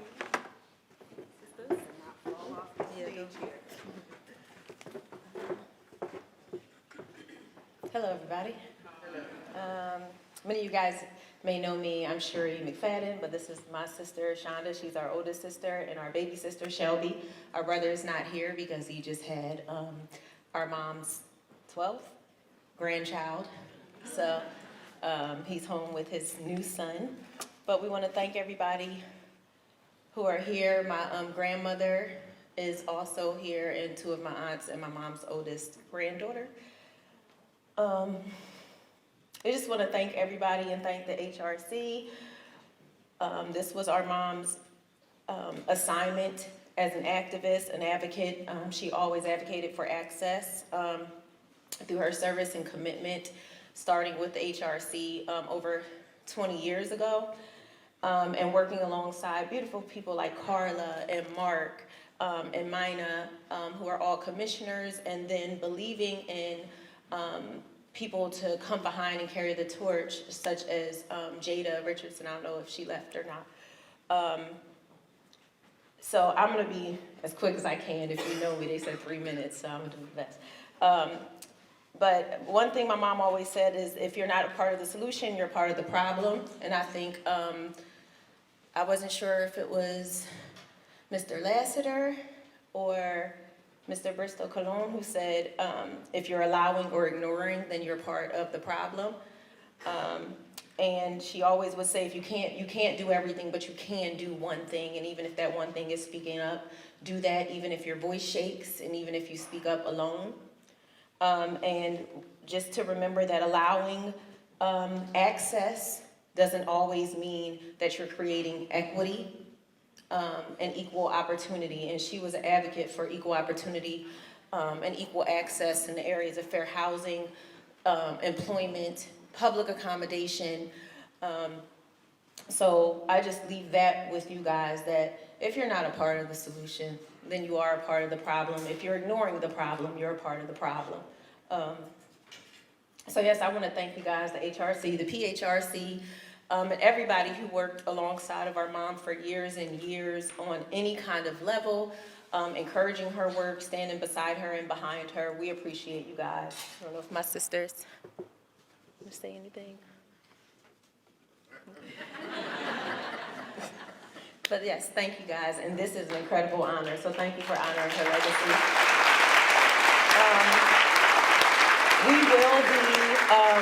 We have a goal to establish a scholarship fund for a student in high school, a student in college, and a professional who's going to be, or who wants to be committed to doing the work of eliminating racism and discrimination and promoting equity and equality among historically and systematically disadvantaged groups.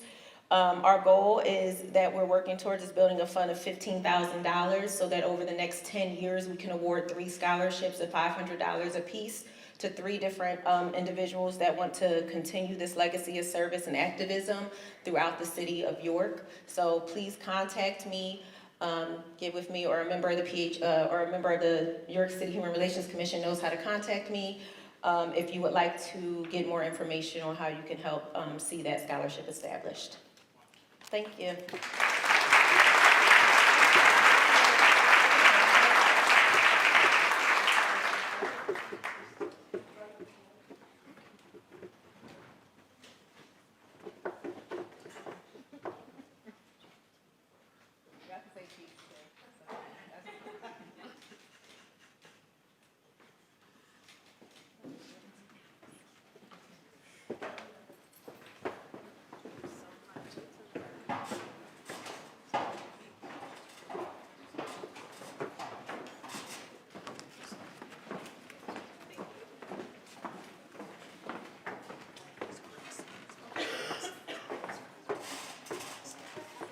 The next award will be presented by Commissioner Crosby.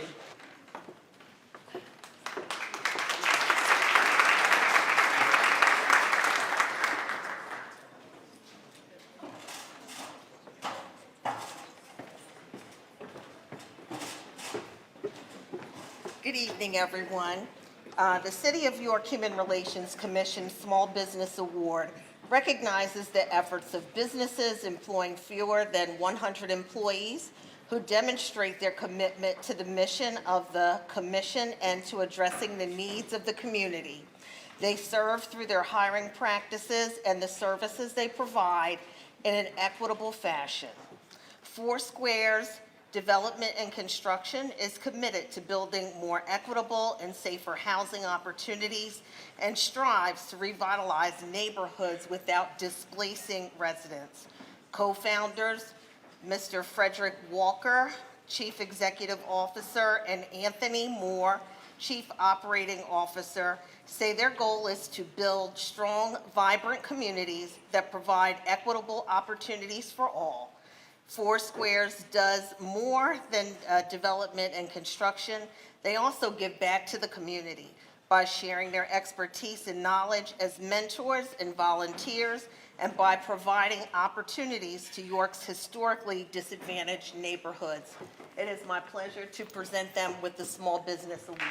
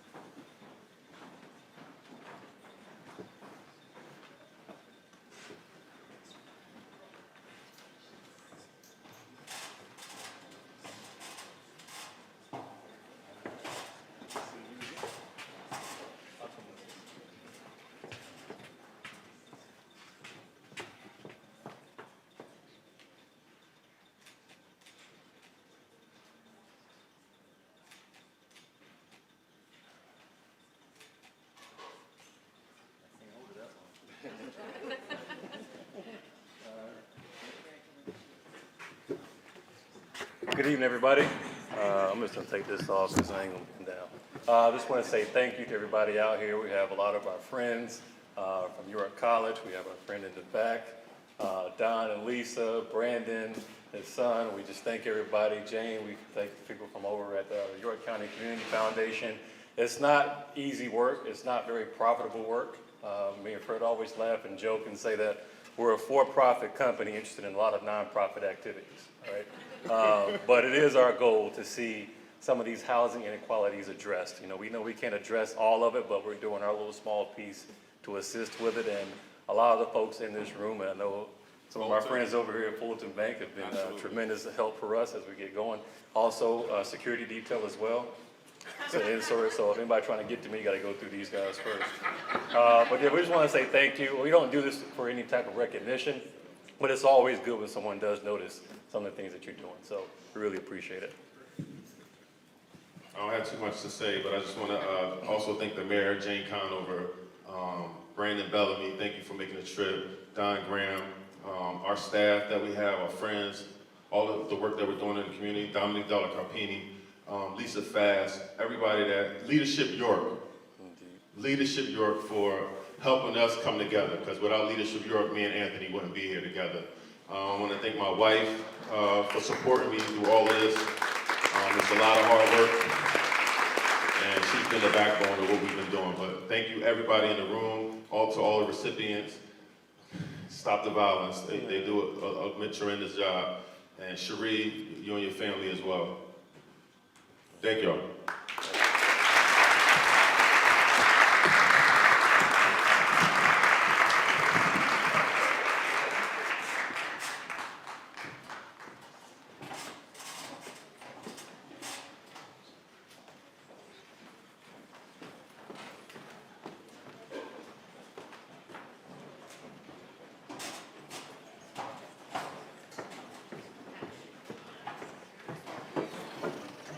I would now like to invite Commissioner Deborah Martinez to the stage to present the Large Business Award.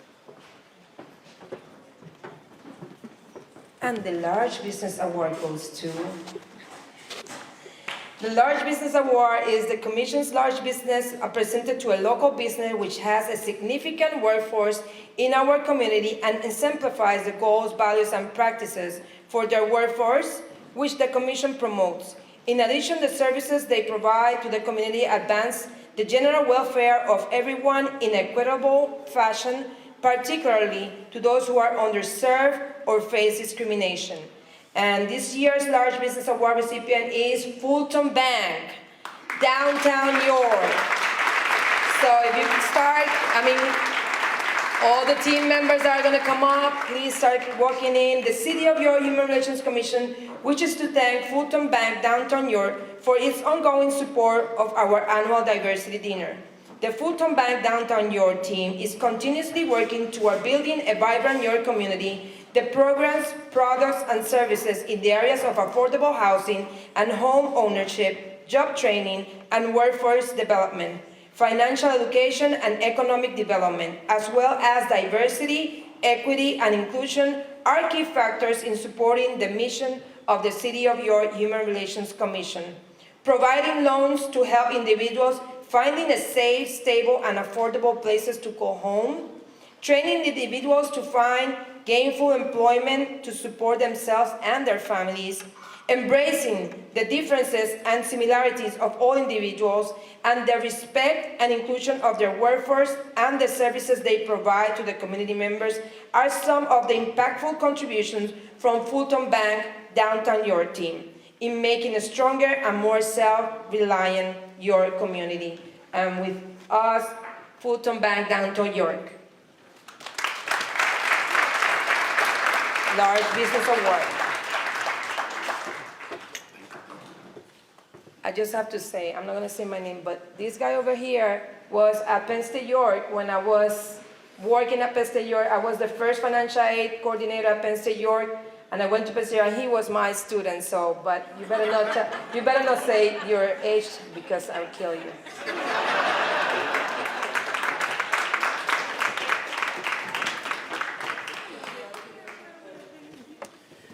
Thanks, everyone. I just got to say, for me, it's natural, right, to be here in front of everyone and just be grateful for the opportunity that I have to serve the community that I was, born and raised here. And the rest of the team, I wish you were all up here with us. This is my manager, and I just got to tell you that, yeah, I said it comes natural to us, but having a manager and a company that really does promote us to go out in groups when it's necessary, provide the financial literacy, and expect that of us is huge. And I'll let her say a little bit more about maybe the expectations, but that's all I can say. It feels great to be able to serve the community and for it to work for a company that does have that expectation as well. It makes it that much better. So thank you.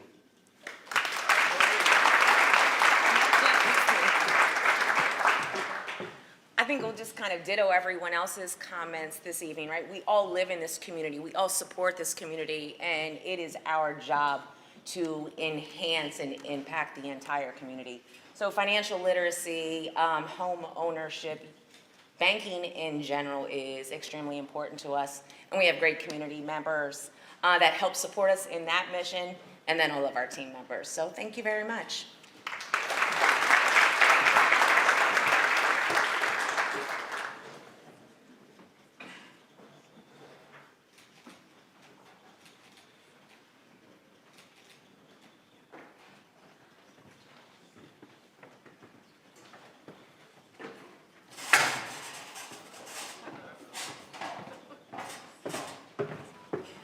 And now Commissioner Mina Edmondson, that is going to be presenting the awards for student, Lewis Atwater Student Awards.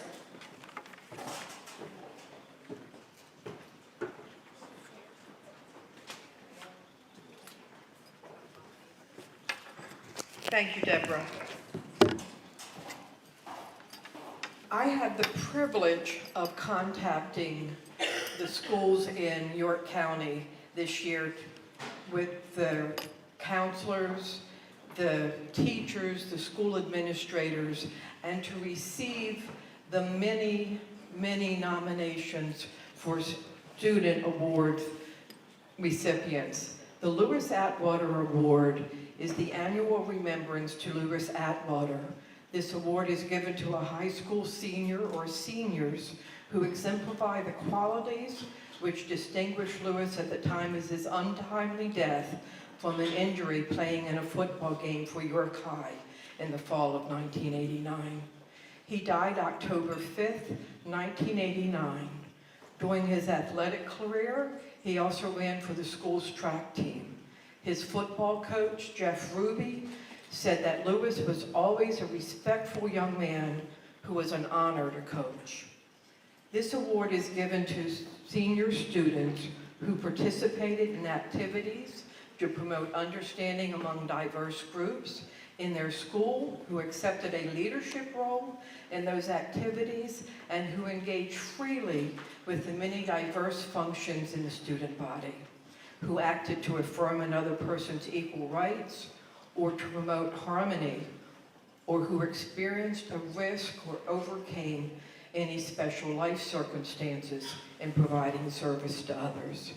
Before I present the award to the first student, I would like all of the parents and family members of the students to stand.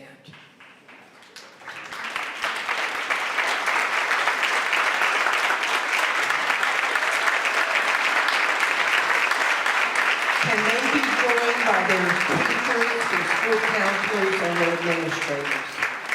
Please stand together.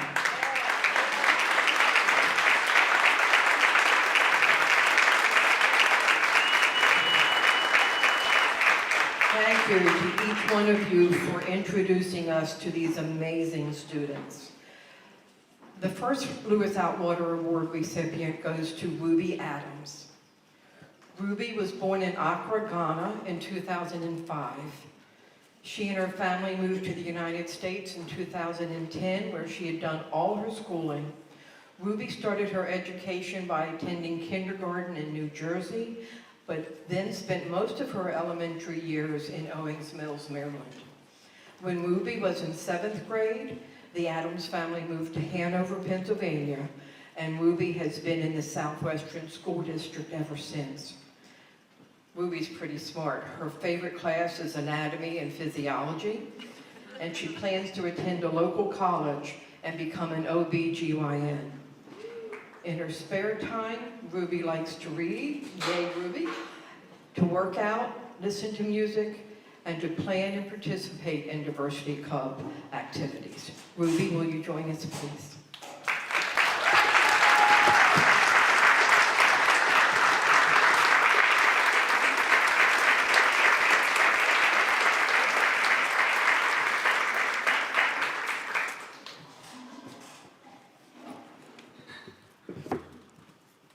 I would like to present the Lewis Atwater Student Award to Ruby Adams in recognition to your commitment, dedication, and outstanding efforts in representing the Commission's ideals of harmony, justice, and equity in your school community this 30th of March, 2023.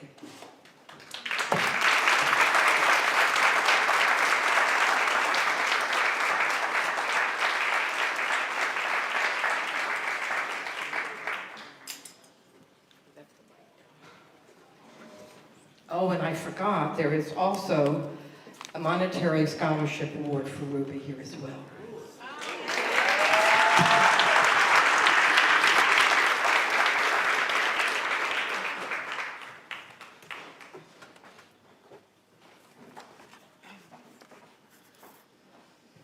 Thank you all, and thank you to the City of York Human Relations Commission. Again, my name is Ruby Adams, and I'm also the president of my school's diversity club. We've accomplished so much, and I just want to thank my advisors, and especially one of my school's principals who are here today, for allowing our club to flourish the way we do. And I also want to mention how supported I feel standing in this room today. Just talking with the people around me, I feel looked out for and heard, and I want to thank you all so much for that.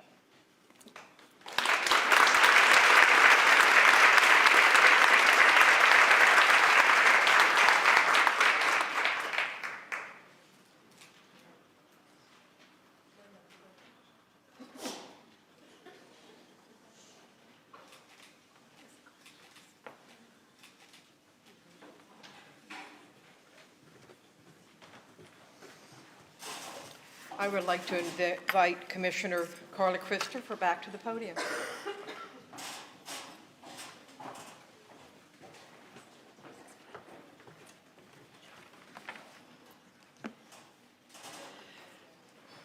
Our next Student Award recipient is Kristen Davenport from Southeastern School District.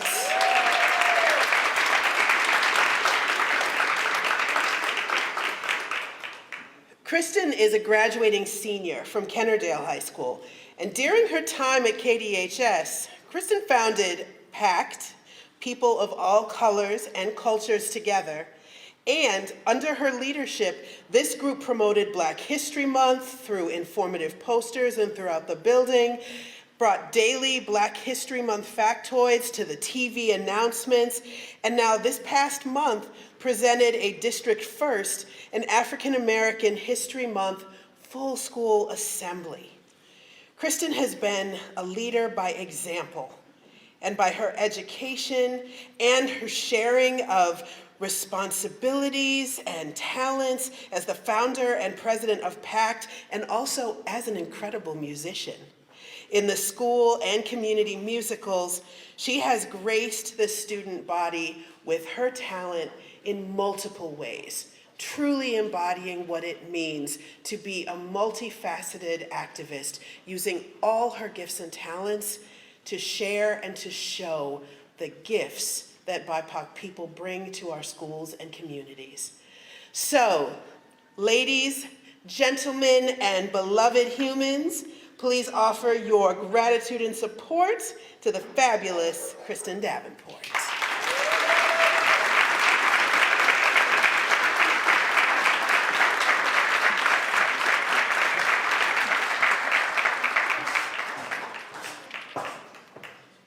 Come on up here, share those words, girl, share those words. My name is Kristen Davenport. I would like to thank my mom and dad. Without them, I literally couldn't be here. I also thank them for giving me the strength and courage to just speak up for myself. My mom's a teacher, so I know how to talk. I want to thank my Dr. Renee, my principal, for nominating me. I didn't even know she did it until a while back, and I was just like grateful for the opportunity. I want to thank my teacher and advisor, Mr. Logan.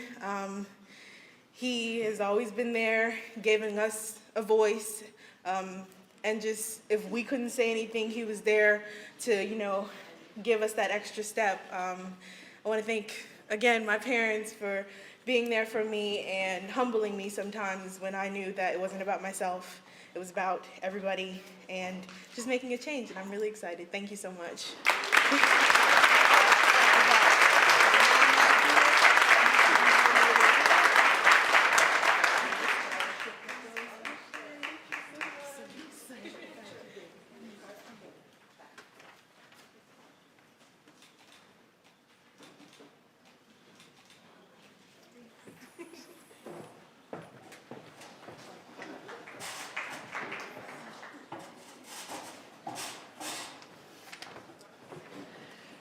And our next award will be presented by Commissioner Khan.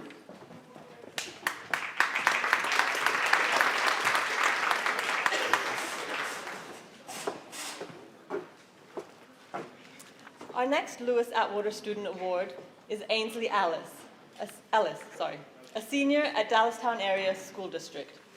Ainsley is the president of the Unified Club at Dallastown High School, a socially inclusive club of students with and without intellectual disabilities. Ainsley created the club's motto, which she's going to share with you guys later. She assists with Unified Bocce, is on the track and field team, the girls' basketball team, and works in the life skills and autistic classrooms. Ainsley saw a need for inclusion and is a great spokesperson for Dallastown High School. Ainsley is also on the girls' power panel for Dick's Sporting Goods, where she helps make decisions based on needs for women in sports. Ainsley is a great supporter of young women and inclusion. Please help me welcome Ainsley Ellis.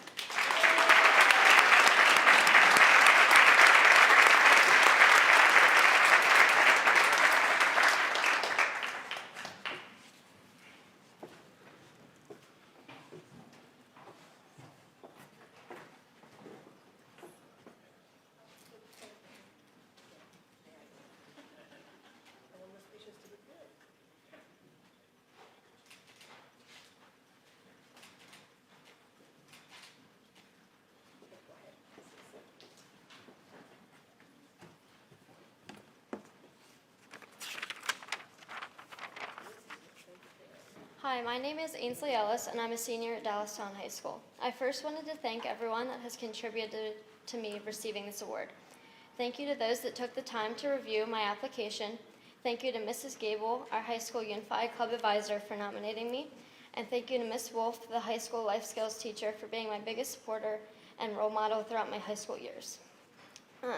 Being involved in our Unified Club, Unified Track Team, Rosie's Club, and simply spending time with the special education students at our school has, to put it simply, changed my life. I'm forever grateful for this experience. Entering high school, I always knew I wanted to be a teacher, but there was never a specific grade, level, or subject that appealed to me. This all changed when I joined the Unified Club my freshman year. I quickly grew bonds with all of the students, and I never turned back. I became involved with everything Unified that our school has offered and have helped further grow our club and activities. Unified is a light in my life. Whenever I'm having a bad day, I know where and who I can turn to cheer up and turn my day back around. Unified has also allowed me to become more confident in myself and has shaped me into the person I am today. I cannot wait to implement the skills I have learned in the future, as I'm going to attend York College next year and major in special education.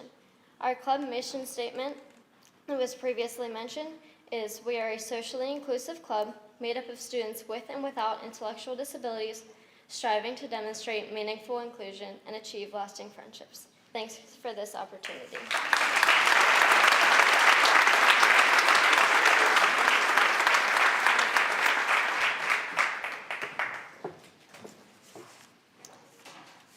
Our next award will be presented by Commissioner Query.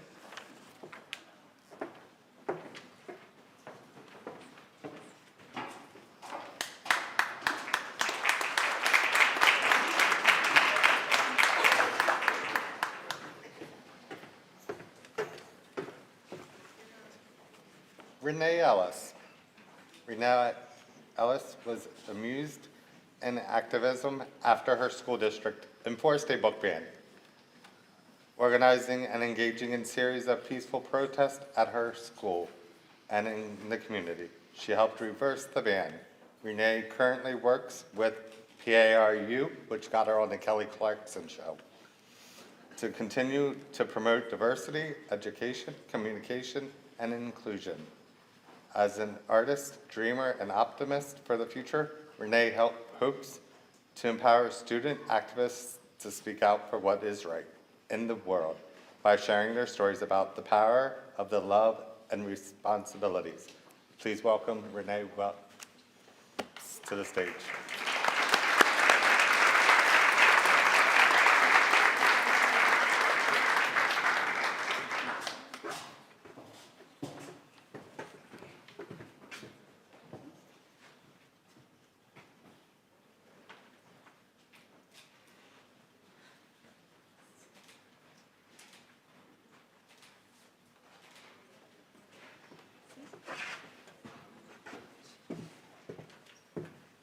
Hello everyone, my name is Renee Ellis. I'm a senior at Central York High School. I first want to say thank you to the City of York Human Relations Commission. Thank you for everyone being here. I want to say special thank you to my parents, my biggest support system. They've helped me all throughout high school and they've been there for me through activism, hard classes, calculus. They've been my support system, so I want to say thank you to them and my family. And my grandma at home, I have to shout her out. Love you, Grandma. Thank you to my teachers.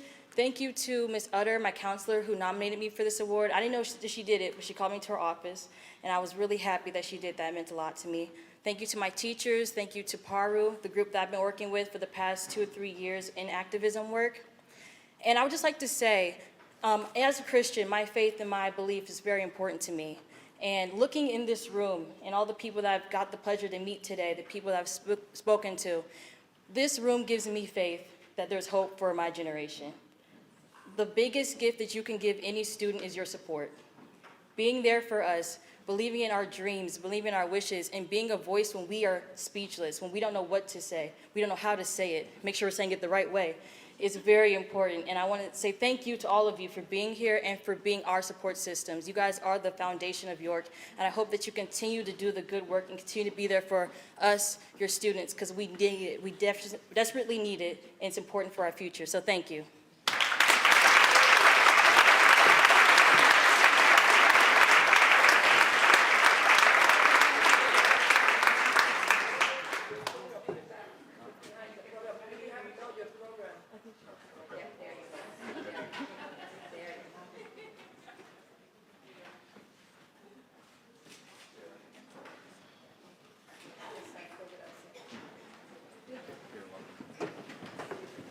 Our next award will be by Commissioner Werthwein, and thank you again.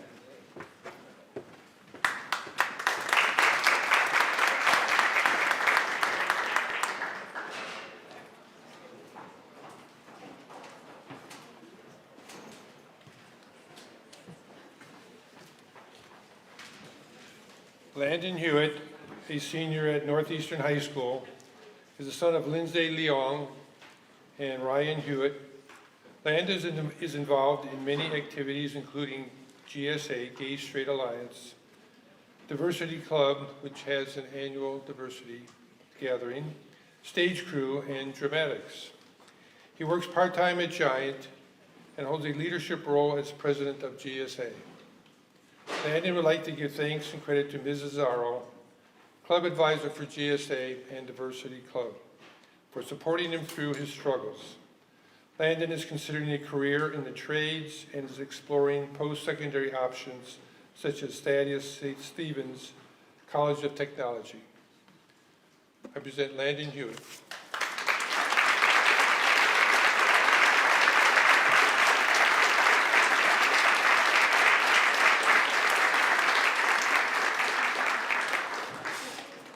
I will read this award, which all the students get. The Lewis Atwater Student Award proudly presented to Landon Hewitt in recognition of your commitment, dedication, and outstanding efforts in representing the Commission's ideals of harmony, justice, and equity in your school community, the 30th of March of 2023, signed by Mark Rhodes and Commissioner Deborah Martinez.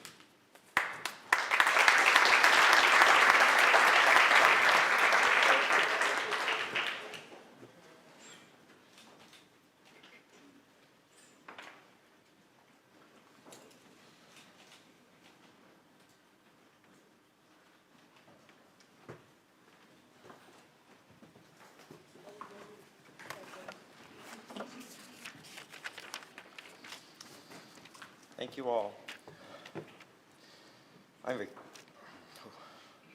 I'm very grateful to be here today, accepting the Lewis Atwater Award.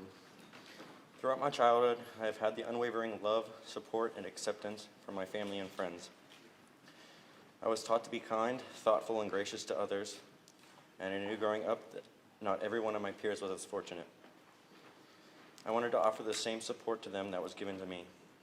This led me to join Northeastern High School GSA's club, where I became heavily involved in our Diversity Day.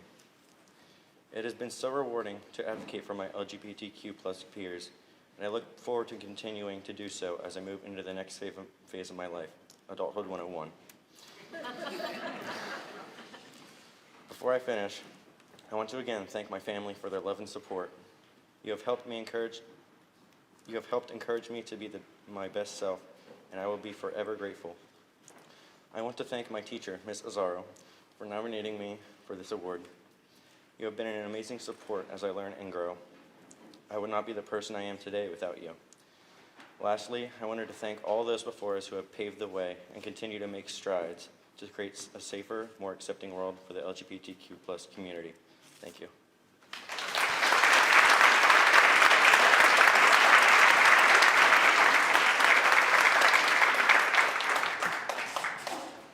The next award will be presented by Commissioner Jada Richardson.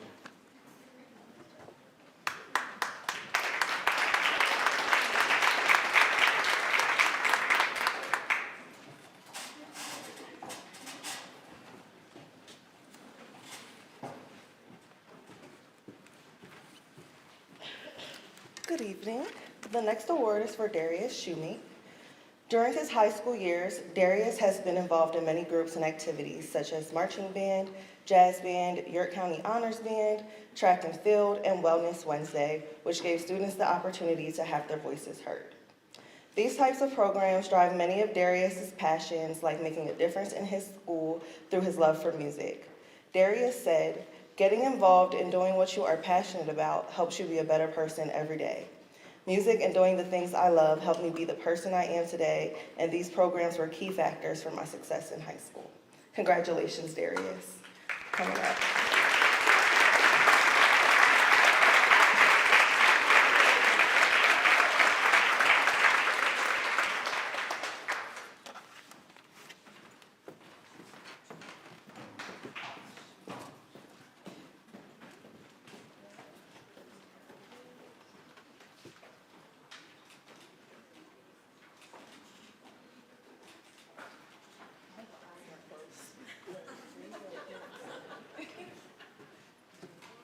How y'all doing? First, I want to thank the counselors for nominating me, my mother for being here with me, for being there every day with me. I want to thank my mother again for always saying, you're not going to be a follower. Don't be a follower. Don't do this, this, and that. This, and that. Third. And lastly, I want to thank all of the programs that I mentioned. Band, track, Wellness Wednesdays, all of these programs, they give me the opportunity to have my voice heard and to be and build my leadership roles. And so going to York High, that narrative of being a city kid and not, York High being rowdy and this, and the third, but there's a lot of students like me, dozens of us, where we lead and make the school better and make our community better all at the same time. So I'd like to thank William Penn, counselors, my mom, everybody, and yeah, just everybody here.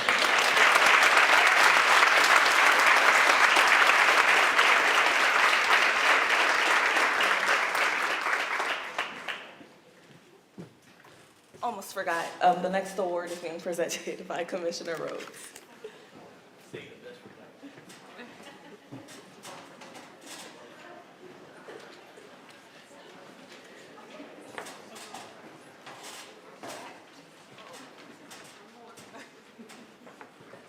Hi. I had the honor tonight to sit with two young ladies that were very, very unique. And I had a great conversation with them. These are two of our recipients that are getting acknowledgement. And we don't have the certificates here tonight because they're going to get theirs in front of their school. Okay? So you're going to get yours in front of your school with your principal and your others that are going to be there. So it's going to be a more special presentation. So can I get Sarah Zapp and Denise Guerrero? I did it right, didn't I? See? I'll get you two to stand up, please. Let's give them a round of applause.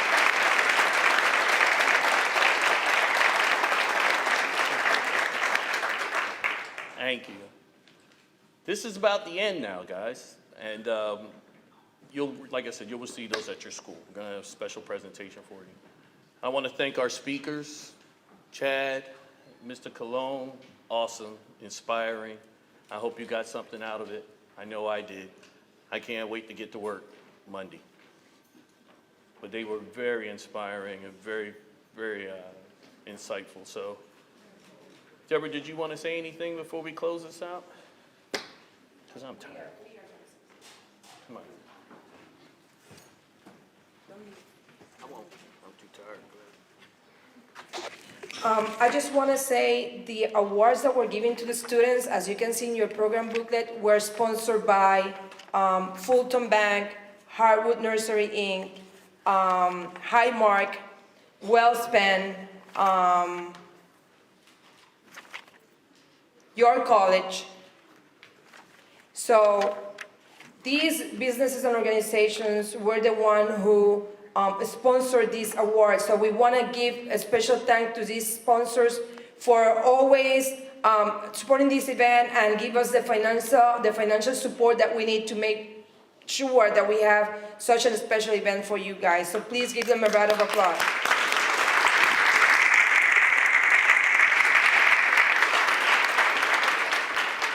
And just to give you a little bit more of an insight, we have a total of 8 nominations for the awards. Sarah and Denise were the students that were nominated, and they're going to receive their awards at the school. So we are very, very proud of you guys, and thank you for coming. We appreciate it. And I hope for the guidance counselors that are here, that you know what is this all about, that you now, from now on, every year, you support and nominate more students. We need students to know, to come over here and see that there's people in positions at the state level, at the community, at the government, that look like them. So these are kind of events, help them reach out to these people and talk to them and feel that they can achieve what some other people have achieved already. So it's a motivational tool. So we are proud and thankful for that. We want to thank all of our sponsors, Fulton Bank again, Harwood Nursery, Highmark Home Care, Wellspan, York College of Pennsylvania, UPMC, York County Community Foundation, Affordable Housing Advocates, Democratic Party of York County, Family First Health, Traditions Bank.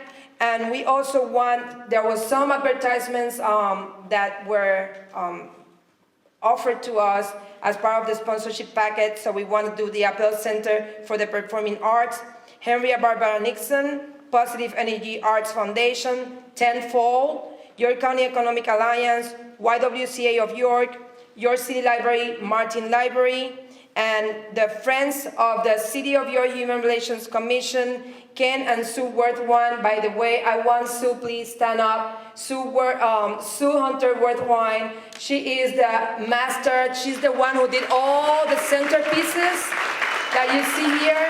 All the decoration was done by her. So she sponsored that. So Ken and Sue, thank you for the work that is beautiful. The PA Human Relations Commission, the White Rose Community Television, thank you. Cliff, please, thank you. And let me tell you, Cliff just had surgery yesterday and still he's here today. So thank you, that means a lot. So I hope you recover soon. Sahis Labor of Love and AJ True Productions, we want to thank our AJ Productions for the photography. And we have a lot of thank yous to do, but all of you, thank you for your support. Thank you for being here.